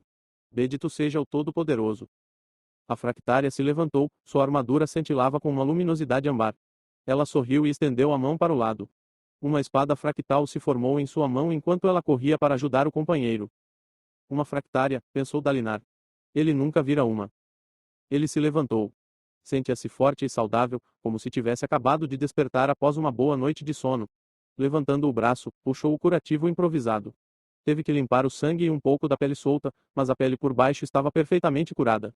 Ele respirou fundo algumas vezes. Depois deu de ombros, pegou o atiçador e foi se juntar à luta. Gritou Tafa. Você está louco. Ele não respondeu. Não podia ficar de braços cruzados enquanto dois desconhecidos lutavam para protegê-lo. Havia dúzias daquelas criaturas. Enquanto ele observava, uma delas golpeou o fractário, sua garra penetrou na armadura e a rachou. O perigo para os fractários era real. A fractária se virou para Dalinar. Já estava usando o elmo. Quando o teria colocado? Ela pareceu surpresa ao vê-lo arremeter contra um dos monstros e o ferir com o atiçador. Assumindo a postura da fumaça, ele se defendeu do contra-ataque do bicho. Ela lançou um olhar para o companheiro e ambos formaram um triângulo com Dalinar, que ficou com a posição mais próxima à formação rochosa. Com dois fractários a seu lado, a luta se desenvolveu consideravelmente melhor do que na casa. Ele só conseguiu abater um dos bichos, eles eram rápidos, fortes, e ele estava lutando na defensiva, tentando distraí-los e aliviar a pressão sobre os fractários. As criaturas não se retiraram. Continuaram a atacar até que a última delas foi cortada ao meio pela fractária. Dalinar abaixou o atiçador. Outras luzes haviam caído do céu e continuavam a cair na direção do vilarejo, presumivelmente, aqueles estranhos fractários estavam aterrissando lá também. Bem, disse uma voz poderosa. Devo dizer que nunca antes tive o prazer de lutar ao lado de um camarada munido de uma arma tão pouco convencional. Dalinar se virou e viu o fractário olhando para ele. Para onde fora seu elmo? Com a espada fractal repousando no ombro, o homem inspecionava Dalinar com olhos de um azul brilhante, quase branco. Estariam aqueles olhos irradiando luz das tempestades. Ele tinha pele marrom escura, como a de um macabaquiano, e seus cabelos, cortados curtos, eram pretos e cacheados. Sua armadura já não brilhava, embora um grande símbolo gravado na frente ainda emitisse uma fraca luminosidade azul. Dalinar reconheceu o símbolo padrão específico do olho duplo estilizado, 8 esferas conectadas, com 2 no centro. Fora o símbolo dos radiantes perdidos, na época em que ainda eram chamados de cavaleiros radiantes. A fractária observava o vilarejo. Quem treinou você com a espada? Perguntou o cavaleiro. Dalinar o olhou nos olhos, sem ter a menor ideia de como responder. Esse é meu marido, meu bom cavaleiro, disse Tafa, que se aproximava correndo, puxando a filha pela mão. Pelo que sei, ele nunca viu uma espada. Suas posturas me são desconhecidas, disse o cavaleiro. Mas são precisas e bem praticadas. Só se adquire esse nível de habilidade com anos de treinamento. Poucas vezes eu vi um homem, cavaleiro ou soldado, lutar tão bem. Dalinar permaneceu em silêncio. Nenhuma resposta, pelo que estou vendo, disse o cavaleiro. Muito bem. Mas se você quiser colocar em prática esse seu misterioso treinamento, venha para Uritiru. Uritiru. Disse Dalinar. Já ouvira aquele nome em algum lugar. Sim, disse o cavaleiro. Não posso lhe prometer uma posição em uma das ordens, essa decisão não é minha. Mas se sua habilidade com a espada for igual à sua habilidade com ferramentas para lareiras, tenho certeza de que encontrará um lugar entre nós. Ele se virou para leste e observou o vilarejo. Espalhem a notícia, sinais como esse não aparecem à toa. Uma desolação está chegando. Ele se virou para a companheira. Vou para lá. Tome conta desses três e os conduza até o povoado. Não podemos deixá-los a sós com os perigos desta noite. Sua companheira assentiu. A armadura do cavaleiro começou a brilhar levemente e ele se projetou no ar, como se estivesse caindo para cima. Dalinar recuou, assombrado, e observou a figura azulada subir, descrever um arco e descer no vilarejo. Venham, disse a mulher, com a voz enquanto de dentro do elmo, enquanto começava a descer a encosta rapidamente. Espere, disse Dalinar, correndo atrás dela. Tafa pegou a filha no colo e o seguiu. Atrás deles, a fogueira minguava, já tendo consumido quase todo o óleo. A fractária afrouxou o passo para permitir que Dalinar a alcançasse. Eu preciso saber, disse Dalinar, sentindo-se um tolo. Em que ano nós estamos? A cavaleira se voltou para ele. Seu elmo desaparecera. Ele ficou confuso, quando aquilo acontecera. Ao contrário de seu companheiro, ela tinha pele clara, não tão clara quanto alguém de Shinovar, mas levemente bronzeada, como os alentanos. Estamos em 337 da oitava época. Oitava época. Pensou Dalinar. O que isso significa? Aquela visão vinha sendo bem diferente das outras, que, para começar, haviam sido mais curtas. E a voz que falava com ele. Onde estaria? Onde estou? Perguntou Dalinar. Em que reino? A cavaleira franziu a testa. Você não está curado. Estou bem. Eu só. Preciso saber. Em que reino eu estou? Em Natanatan. Dalinar deu um suspiro. Natanatan. As planícies quebradas ficavam em terras que antigamente eram chamadas de Natanatan. Um reino que caíra havia séculos. E vocês lutam pelo rei de Natanatan? Perguntou ele. Ela riu. Os cavaleiros radiantes não lutam por nenhum rei, mas por todos os reis. Então onde vocês vivem? Nossas ordens estão centralizadas em Uritiru, mas nós moramos em diversas cidades de Alentela. Dalinar zelou. Alentela. Era o antigo nome do lugar que se tornará Alecar. Vocês atravessam as fronteiras dos reinos para lutar. E disse Tafa, parecendo muito preocupada. Antes de sair para procurar Seli, você mesmo me prometeu que os radiantes viriam nos proteger. Ainda está confuso. Nobre cavaleira, a senhora poderia curar meu marido de novo. Preciso poupar a regeneração para outros feridos, respondeu a mulher, olhando para o vilarejo. Os combates pareciam estar esmorecendo. Eu estou bem, repetiu Dalinar. Alentela. Você mora lá. É nosso dever e nosso privilégio estar vigilantes contra a desolação, disse a mulher. Um reino estuda as artes da guerra para que outros tenham paz. Nós morremos para que vocês possam viver. Esse foi sempre o nosso lugar. Dalinar permaneceu imóvel, refletindo sobre o que ouvira. Todos os que podem lutar são necessários, disse a mulher. E todos os que querem lutar devem seguir para Alentela. A luta, mesmo essa luta contra as 10 mortes, transforma as pessoas. Nós podemos ensinar você, para que isso não o destrua. Venha para nós. Dalinar se viu aquecendo. Todas as pastagens precisam de 3 coisas, continuou a mulher, sua voz diferente, como se estivesse fazendo uma citação. Rebanhos para serem cuidados, pastores para cuidar dos rebanhos e guardas nas fronteiras. Nós, de Alentela, somos esses guardas. Os guerreiros que oferecem proteção e lutam. Nós cultivamos as terríveis artes da morte e as transmitimos a outros quando chega a desolação. A desolação, disse ele. Está falando dos esvaziadores, certo? Foram eles que nós combatemos esta noite. A cavaleira bufou com desdém. Esvaziadores. Esses. Não, esses eram essências da meia-noite. A identidade de quem os liberou ainda é um mistério. Ela olhou para o lado, com expressão distante. Arcailás disse que a desolação está próxima e ele não costuma errar. Ele. De repente, um gritou ressoou na noite. A cavaleira praguejou e olhou na direção do som. Esperem aqui. Gritem se as essências retornarem. Eu escutarei. Ela mergulhou na escuridão. Dalinar ergueu a mão, dividido entre a vontade de segui-la e a necessidade de proteger Tafa e a filha. Pai das tempestades. Pensou ele, percebendo que haviam sido deixados na escuridão, agora que a cavaleira se fora com sua armadura luminosa. Ele se virou para Tafa, que estava parada ao seu lado, parecendo estranhamente distraída. Tafa. Chamou ele. Sinto falta desta época, disse Tafa. Dalinar teve um sobressalto. Aquela voz não era de Tafa. Era uma voz de homem, profunda e forte. Era a voz que falava com ele durante as visões. Quem é você? Perguntou. Antes eles eram unidos, disse Tafa, ou quem quer que fosse. As ordens. Os homens. Havia problemas e discórdias, é claro. Mas havia foco. Dalinar sentiu um calafrio. Alguma coisa naquela voz lhe parecia levemente familiar. Desde a primeira visão. Por favor. Você precisa me explicar o que está acontecendo, porque está me mostrando essas coisas. Quem é você? Algum servidor do Todo-Poderoso? Eu queria poder ajudar, disse Tafa, olhando para ele, mas ignorando perguntas. Você tem que uni-los. Você já disse isso. Mas eu preciso de ajuda. As coisas que a cavaleira disse sobre Alectar são verdadeiras. Nós podemos voltar a ser assim. Falar do que pode acontecer é proibido, disse a voz. Falar do que passou depende da perspectiva. Mas vou tentar ajudar.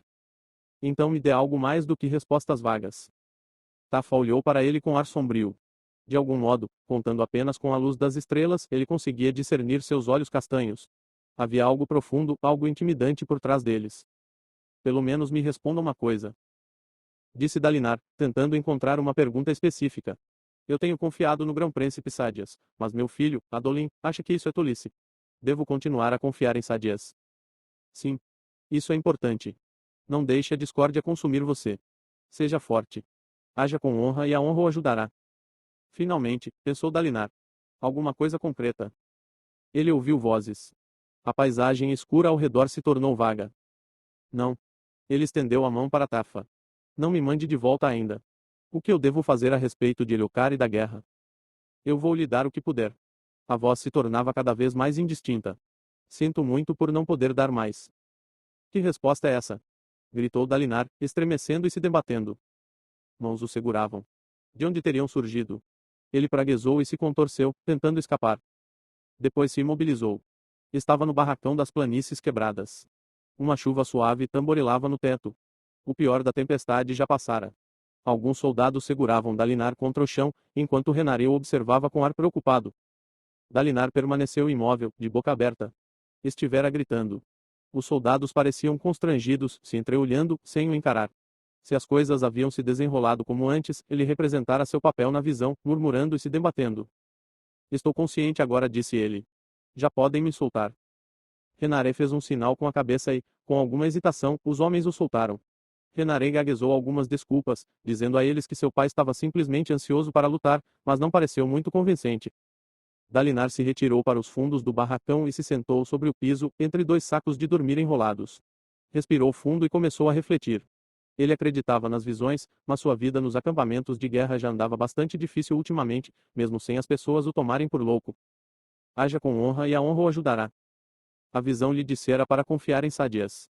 Mas ele jamais conseguiria explicar isso a Dolin. O filho não só odiava Sadias como também achava que as visões eram delírios.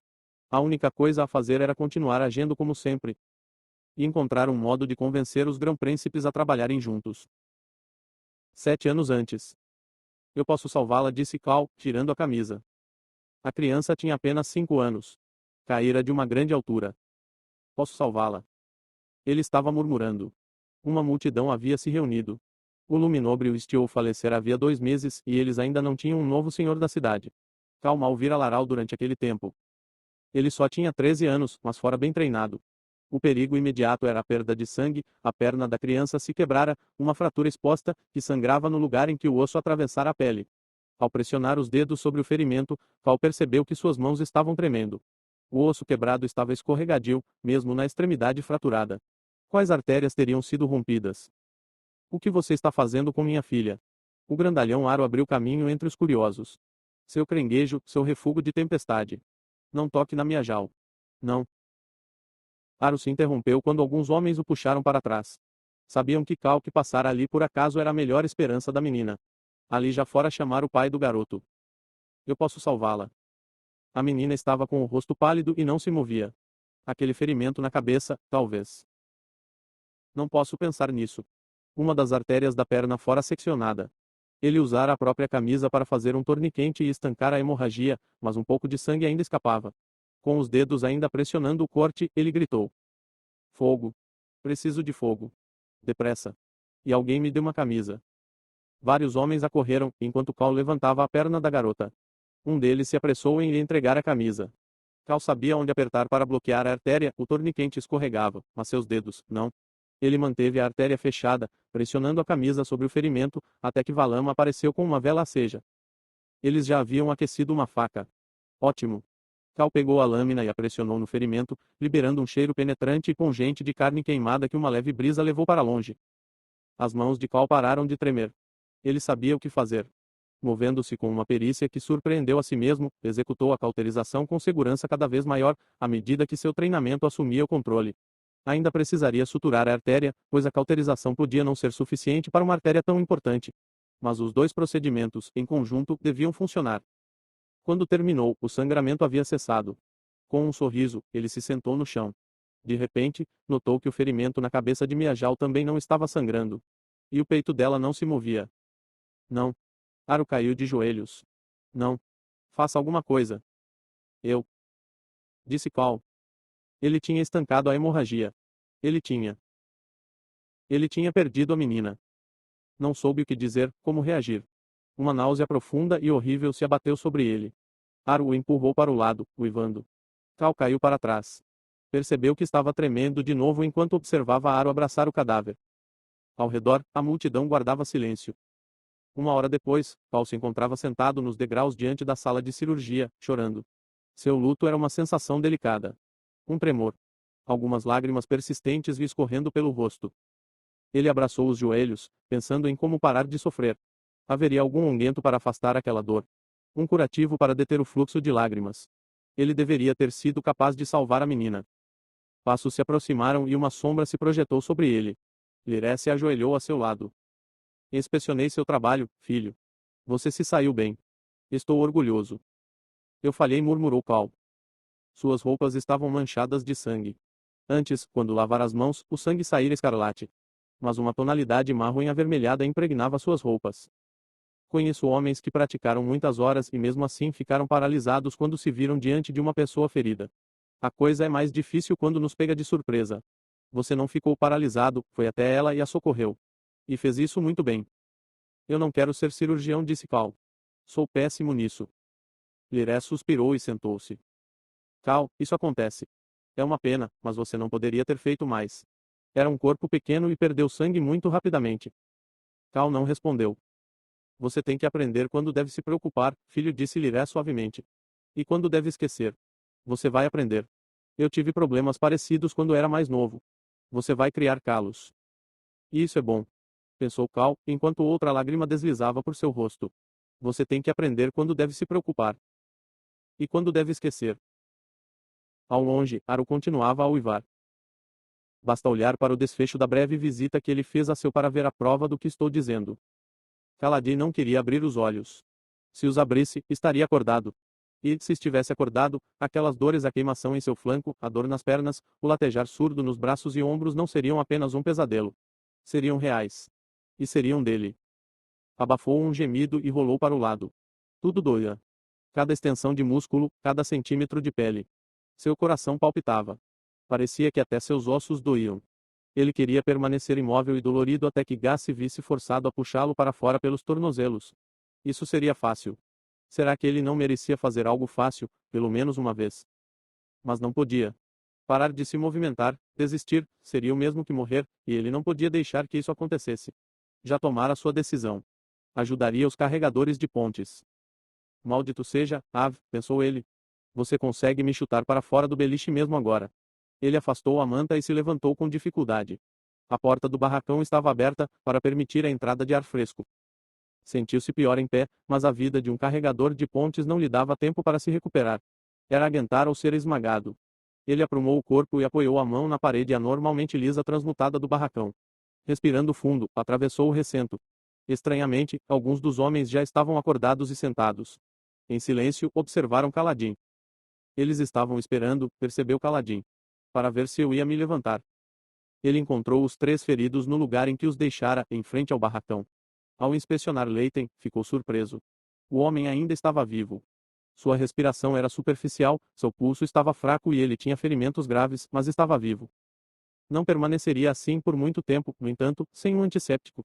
Nenhum dos ferimentos parecia ter sido infeccionado por esprenos de putrefação, mas era questão de tempo naquelas paragens sujas. Ele precisava dos unguentos do apotecário. Como os conseguiria? Kaladin inspecionou os outros 2. Ober sorria abertamente. Era um sujeito magro, de rosto redondo e cabelos pretos. Faltava-lhe um dente. Obrigado. Obrigado por me salvar. Kalad grunhiu e examinou a perna do homem. Você vai ficar bom, mas não vai poder caminhar durante algumas semanas. Vou trazer comida do refeitório para você. Obrigado, sussurrou Ober, pegando a mão de Kaladin e a apertando. Parecia estar prestes a chorar. Aquele sorriso afastou a melancolia, fez as dores e o mal-estar esmorecerem. O pai de Kaladin já havia descrito aquele tipo de sorriso. Se não fora o motivo pelo qual Liré se tornara cirurgião, era o motivo pelo qual permanecera na profissão.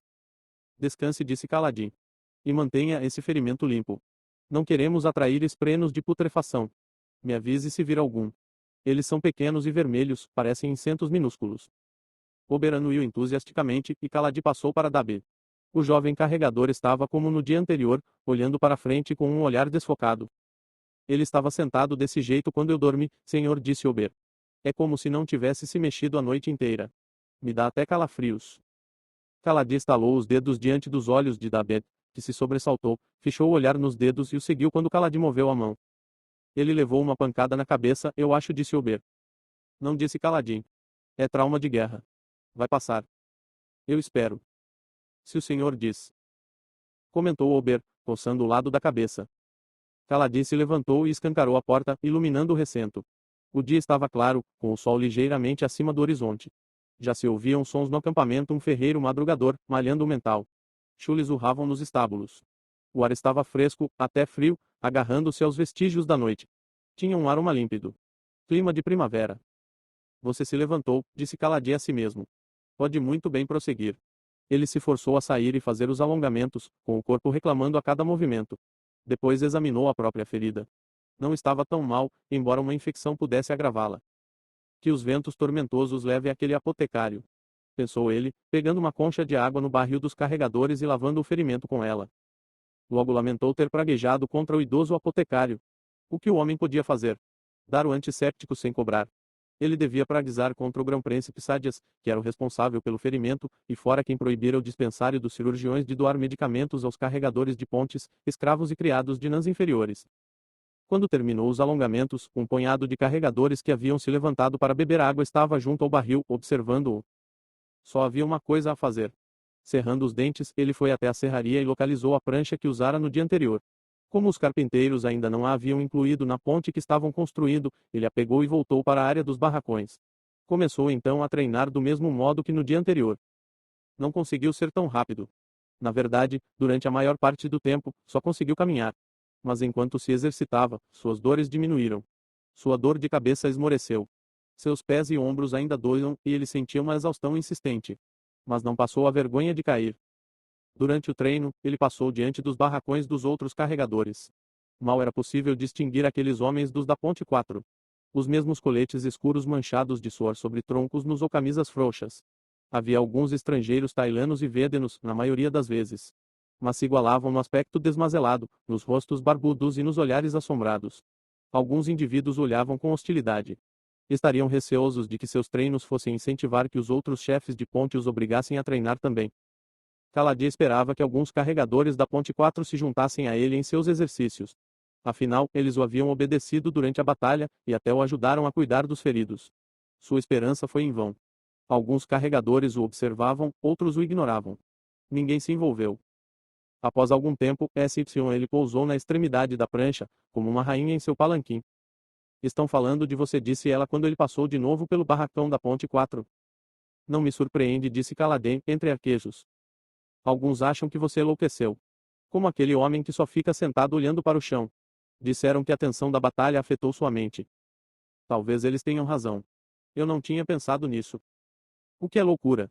Perguntou ela, sentada com uma das pernas contra o peito, enquanto sua vaporosa saia esvoaçava ao redor de suas panturrilhas e desaparecia em bruma. É quando os homens não pensam direito, respondeu Kaladin, feliz com a distração daquela conversa. Parece que os homens nunca pensam direito. A loucura é pior do que o estado normal, disse Kaladin, sorrindo. Na verdade, depende das pessoas ao redor. Até que ponto você é diferente delas? A pessoa que se destaca é louca, eu acho.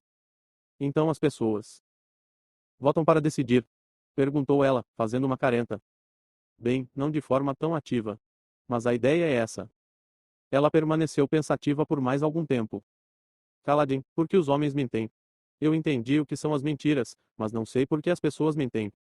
Muitas razões, disse Kaladin, limpando o suor da testa com a mão livre, depois usando-a para equilibrar a prancha. Seria loucura. Não sei se eu diria isso. Todo mundo mente. Talvez todos vocês sejam loucos. Ele riu. Sim, talvez. Mas se todo mundo mente, disse ela, apoiando a cabeça no joelho, então aquele que não mente é o único louco, certo? Não foi o que você disse antes. Foi, mas não acho que exista por aí alguma pessoa que nunca mentiu. Dalinar. Quem?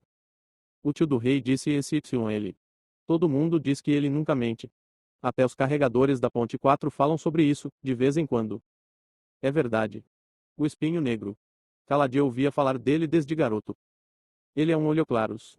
Isso significa que ele mente. Mas eles são todos iguais, SYL. Quanto mais nobres parecem, mais corruptos são por dentro. É tudo hipocrisia. Ele ficou em silêncio, surpreso com a veemência de seu ressentimento. Raios o partam, amaram. Você fez isso comigo. Ele já havia se queimado demais para confiar nas chamas. Eu não acho que os homens sejam sempre assim, disse ela, com ar distraído, uma expressão distante no rosto. Eu. Kaladin esperou que ela continuasse, mas ela não o fez. Ele passou pelos homens da Ponte 4 novamente, muitos deles descansavam, encostados à parede do barracão, esperando que a sombra da tarde viesse cobri-los. Raramente esperavam do lado de dentro. Talvez fosse deprimente permanecer confinado o dia inteiro, até para carregadores de pontes. SYL. Disse ele, por fim. Você ia dizer alguma coisa? Acho que já ouvi homens falarem a respeito de uma época em que não havia mentiras. Existem histórias sobre as épocas dos arautos, quando os homens eram regidos pela honra.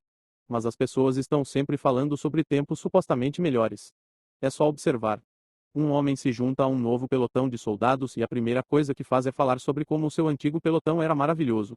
Nós nos lembramos dos tempos bons e dos tempos ruins e nos esquecemos que, na maioria das vezes, os tempos não são bons nem ruins. Apenas são. Ele começou a trotar. O sol estava cada vez mais quente, mas queria se mover. As histórias provam isso, prosseguiu ele, bufando. O que aconteceu com os arautos? Eles nos abandonaram. O que aconteceu com os cavaleiros radiantes? Caíram em desgraça. O que aconteceu com os reinos de época? Desmoronaram quando a igreja tentou assumir o poder. Não se pode confiar em ninguém que tenha poder, SYL. O que se pode fazer, então? Não ter líderes. Não. Dar o poder aos olhoclaros e deixar que o poder os corrompa. E depois tentar ficar o mais longe possível deles. Suas palavras lhe pareceram vazias. O que ele conseguira se mantendo longe dos olhoclaros? Parecia sempre em meio a eles, atolado nos lamaçais que criavam com seus complos, manobras e cobiça. SYL permaneceu em silêncio. Depois do último percurso, Kaladin decidiu interromper seus exercícios.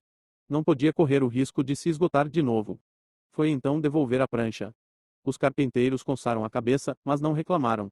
Ao retornar à área dos carregadores, notou que um pequeno grupo, incluindo Rocha e Tet, estava conversando e olhando para ele. Sabe, falar com você provavelmente não melhora em nada a minha reputação de maluco, disse ele a SYL. Vou tentar parar de ser tão interessante, disse ela, pousando no ombro dele. Ela botou as mãos na cintura, depois se sentou sorridente, obviamente satisfeita com seu comentário. Antes que pudesse retornar ao barracão, Kaladin viu que Gaz atravessava a serraria às pressas e se encaminhava em sua direção. Você? Disse ele, apontando para Kaladin. Espere um pouco. Kaladin parou e o aguardou de braços cruzados. Tenho notícias para você, disse Gaz, estreitando o único olho. O luminobre Lamariu ouviu falar do que você fez com os feridos. Como? Raios, garoto. Você achou que as pessoas não iam comentar. O que você pretendia fazer? Esconder 3 homens no meio do resto. Kaladin respirou fundo, mas se conteve. Gaz tinha razão. Certo. Mas que importância tem isso? Nós não atrasamos o exército. Pois é, disse Gaz. Mas Lamaril não gosta muito da ideia de pagar e alimentar carregadores que não possam trabalhar. Ele levou o assunto ao grão-príncipe Sadias e sugeriu que você fosse pendurado. Kaladi sentiu um calafrio.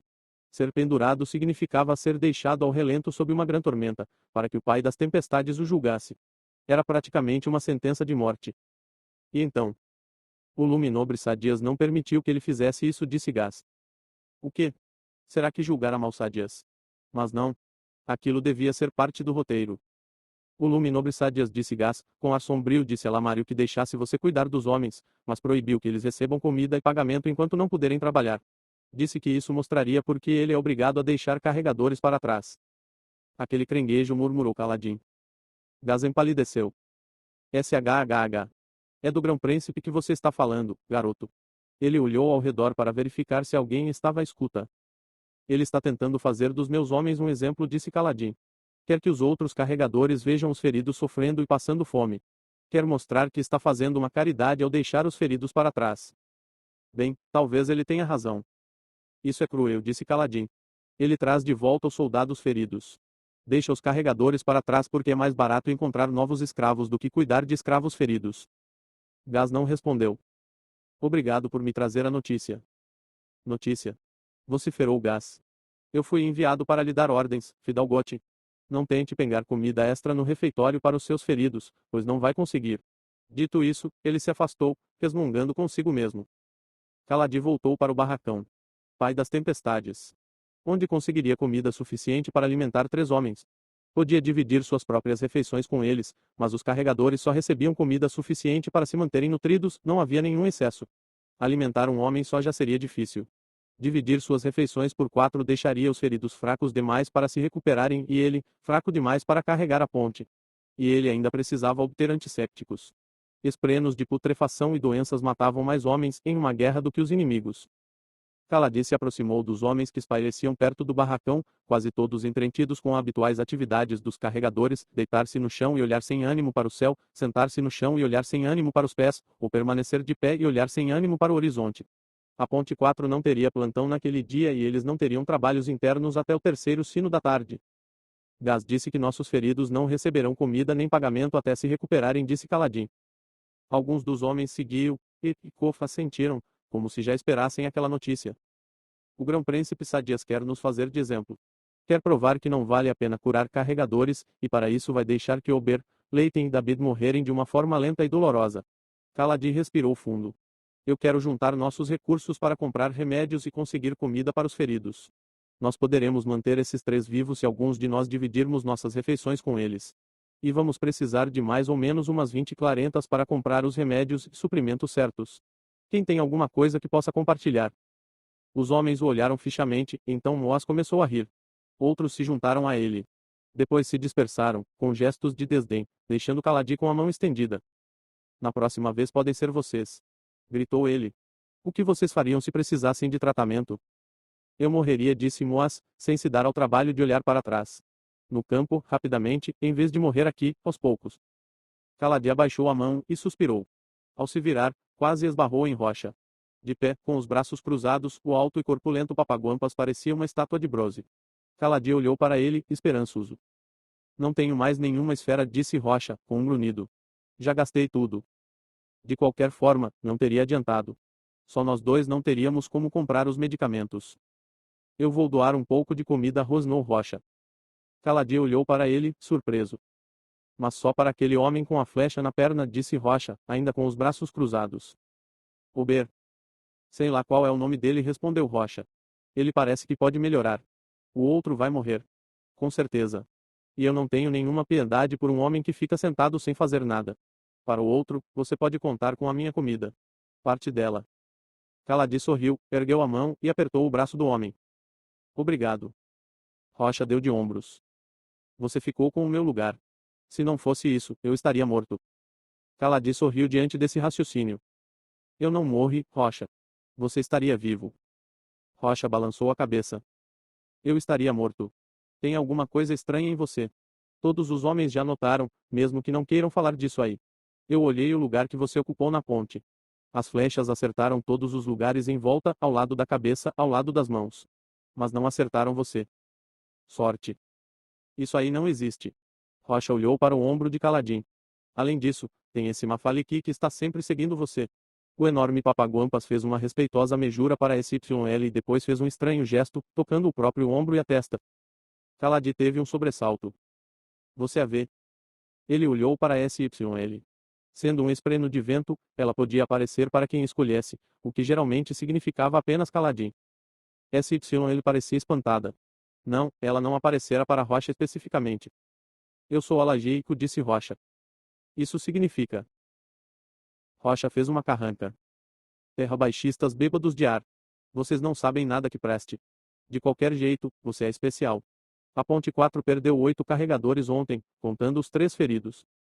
Eu sei, disse Caladim. Eu quebrei minha promessa. Disse que não ia perder nenhum. Rocha riu ironicamente. Nós somos carregadores de pontes. Nós morremos. É assim que isso aí funciona.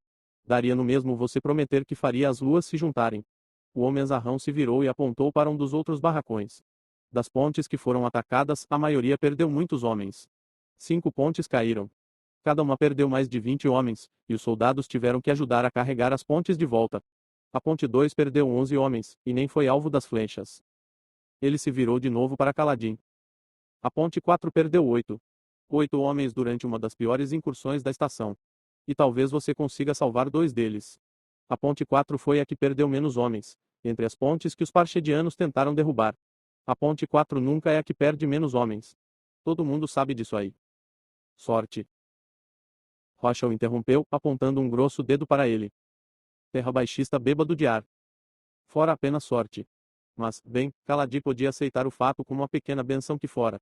Não havia sentido em discutir com alguém que finalmente decidira ouvi-lo. Mas um homem só não era o bastante. Mesmo que ele e Rocha reduzissem suas rações pela metade, um dos feridos passaria fome. Caladi precisava de esferas.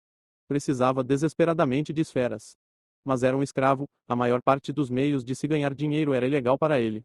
Se ao menos tivesse alguma coisa para vender. Mas não possuía nada. Ele. Um pensamento lhe ocorreu. Venha, disse ele, começando a se afastar do barracão. Rocha o acompanhou, curioso. Caladi percorreu a serraria até encontrar Gás, que conversava com um chefe de ponte em frente ao barracão da Ponte 3.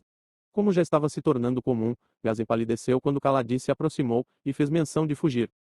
Gás, espere. Disse Caladim, levantando a mão. Tenho uma proposta para lhe fazer. O sargento de ponte se imobilizou. Ao seu lado, o chefe da Ponte 3 fechou a cara. De repente, a maneira como os outros carregadores de pontes vinham tratando Caladi fez sentido.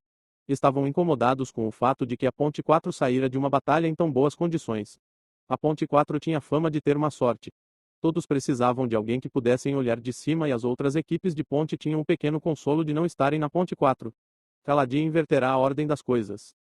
O chefe da Ponte 3, dono de uma barba escura, retirou-se, deixando Caladi e Rocha a sós com Gás.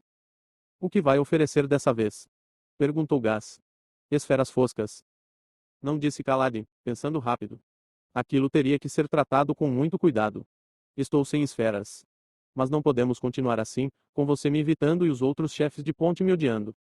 Não sei o que posso fazer a esse respeito. Vou lhe dizer, respondeu Caladim, como se subitamente tivesse tido uma ideia. Tem alguma equipe destacada para recolher pedras hoje? Tem, disse Gás, apontando por cima do ombro. A Ponte 3. Busic estava tentando me convencer de que a equipe dele está fraca demais para ir. Tormentas me levem, mas eu acredito nele. Perdeu 2/3 dos homens ontem e eu é que vou levar uma bronca quando eles não conseguirem recolher pedras suficientes para bater a cota. Caladi sorriu solidariamente. Aquele era um dos trabalhos menos desejáveis que havia, era preciso sair do acampamento e encher vários carroções com pedras grandes. Eram essas pedras que, transformadas em grãos pelos transmutadores, alimentavam os exércitos. Só que por motivos que só os próprios transmutadores conheciam, a tarefa era mais fácil com pedras grandes e soltas. Então os homens as catavam. Recolhê-las era um trabalho estafante e tedioso. Perfeito para carregadores de pontes. Por que você não envia outra equipe? Perguntou Caladim. Ora, você sabe o problema que isso dá. Se acharem que estou favorecendo alguma equipe, vou ouvir reclamações para sempre. Ninguém vai reclamar se você passar esse trabalho para a Ponte 4. Gás olhou para ele, semicerrando o único olho. Pensei que você não fosse gostar de ser tratado de forma diferente. Deixe esse trabalho comigo, disse Caladim, fazendo uma careta. Só dessa vez. Escute, Gás, não quero passar o resto do meu tempo aqui discutindo com você. Gaz hesitou. Seus homens vão ficar furiosos. Não quero que eles pensem que a ideia foi minha. Vou dizer a eles que foi minha. Tudo bem, então. No terceiro sino, estejam no posto de controle a oeste. A ponte 3 pode lavar as panelas. Ele se afastou às pressas, como que para se safar antes que Caladim mudasse de ideia. Rocha se postou ao lado de Caladim. Você sabe que o homejinho tem razão. Os homens vão odiar você por causa disso.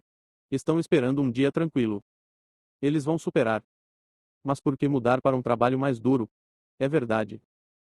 Você é louco, não é? Talvez. Mas essa loucura vai nos tirar do acampamento. E qual a vantagem disso? Significa tudo, disse Caladim. Significa a vida e a morte. Mas vamos precisar de mais ajuda. Outra equipe de ponte. Não. Quero dizer que nós, você e eu, vamos precisar de ajuda. Mais um homem, pelo menos. Ele observou o pátio e se concentrou em uma figura sentada à sombra do barracão da ponte 4. O grisalho carregador não estava no grupo que rira de Caladim mais cedo. Mas fora muito útil no dia anterior, ajudando Rocha a carregar Leiten. Caladim respirou fundo e atravessou o pátio, seguido por Rocha. SYL decolou de seu ombro e juniu no ar, dançando em uma súbita rajada de vento. Tefto levantou os olhos quando Caladim e Rocha se aproximaram. O homem mais velho fora buscar seu desejum e estava comendo sozinho, segurando um pedaço de pão por baixo da tigela. Com a barba manchada de ensopado, ele fitou Caladim com cuidado antes de limpar a boca com a manga da camisa. Faço questão da minha comida, filho, disse ele. Eles não dão o suficiente nem para um homem. Imagine dois. Caladim se agachou na frente dele. Rocha se encostou à parede e cruzou os braços, observando em silêncio. Preciso de você, Tef, disse Caladim. Eu já falei. Não estou falando da sua comida. Estou falando de você. De sua lealdade. O homem mais velho continuou a comer.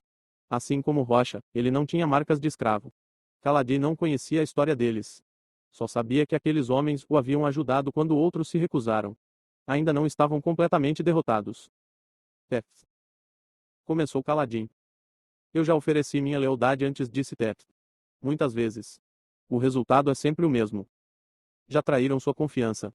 Perguntou Caladim calmamente. Tef bufou. Pelas tormentas, não. Eu é que traí a confiança. Você não pode confiar em mim, filho. Meu lugar é aqui, como carregador de pontes. Eu precisei de você ontem e você me impressionou.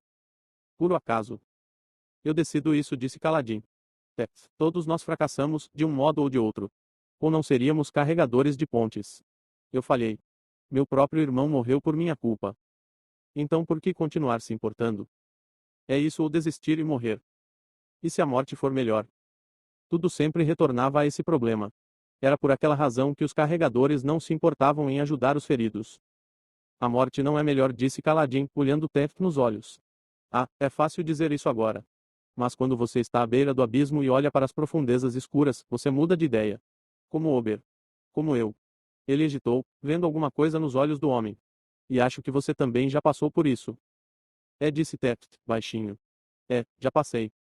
Então, você está conosco? Perguntou Rocha, agachando-se. Conosco. Pensou Caladim, com um leve sorriso. Tef olhou de um para outro. Posso ficar com a minha comida? Pode, disse Caladim. Tef deu de ombros. Está bem, então, eu acho. Nada pode ser pior do que ficar sentado aqui, só esperando a morte. Caladim estendeu a mão. Tef hesitou, depois a apertou. Rocha também estendeu a mão. Rocha. Tef terminou de apertar a mão de Caladim e depois apertou a dele. Meu nome é Tef. Pai das tempestades, pensou Caladim. Esqueci que a maioria deles não se dá ao trabalho de perguntar os nomes dos outros. Rocha, que nome é esse? Perguntou Tef. É um nome idiota, disse Rocha, o rosto impassível. Mas pelo menos tem significado. O seu nome significa alguma coisa. Acho que não, disse Tef, coçando a barba rala. Rocha não é meu verdadeiro nome, admitiu o Papaguampas. Mas é o que os terrabaixistas conseguem pronunciar. Qual é seu verdadeiro nome, então? Perguntou Tef. Você não vai conseguir falar. Tef ergueu uma sobrancelha. No Mulcuma que é Alunamor, disse Rocha. Após alguma hesitação, Tef sorriu. Bem, acho que nesse caso Rocha está ótimo. Rocha riu e sentou-se. Nosso chefe de ponte tem um plano, alguma coisa gloriosa e audaciosa. Isso aí tem a ver com passarmos a tarde carregando pedras no calor. Caladim sorriu e se inclinou para a frente. Temos que colher um certo tipo de planta. Um junco que cresce em pequenos tufos fora do acampamento.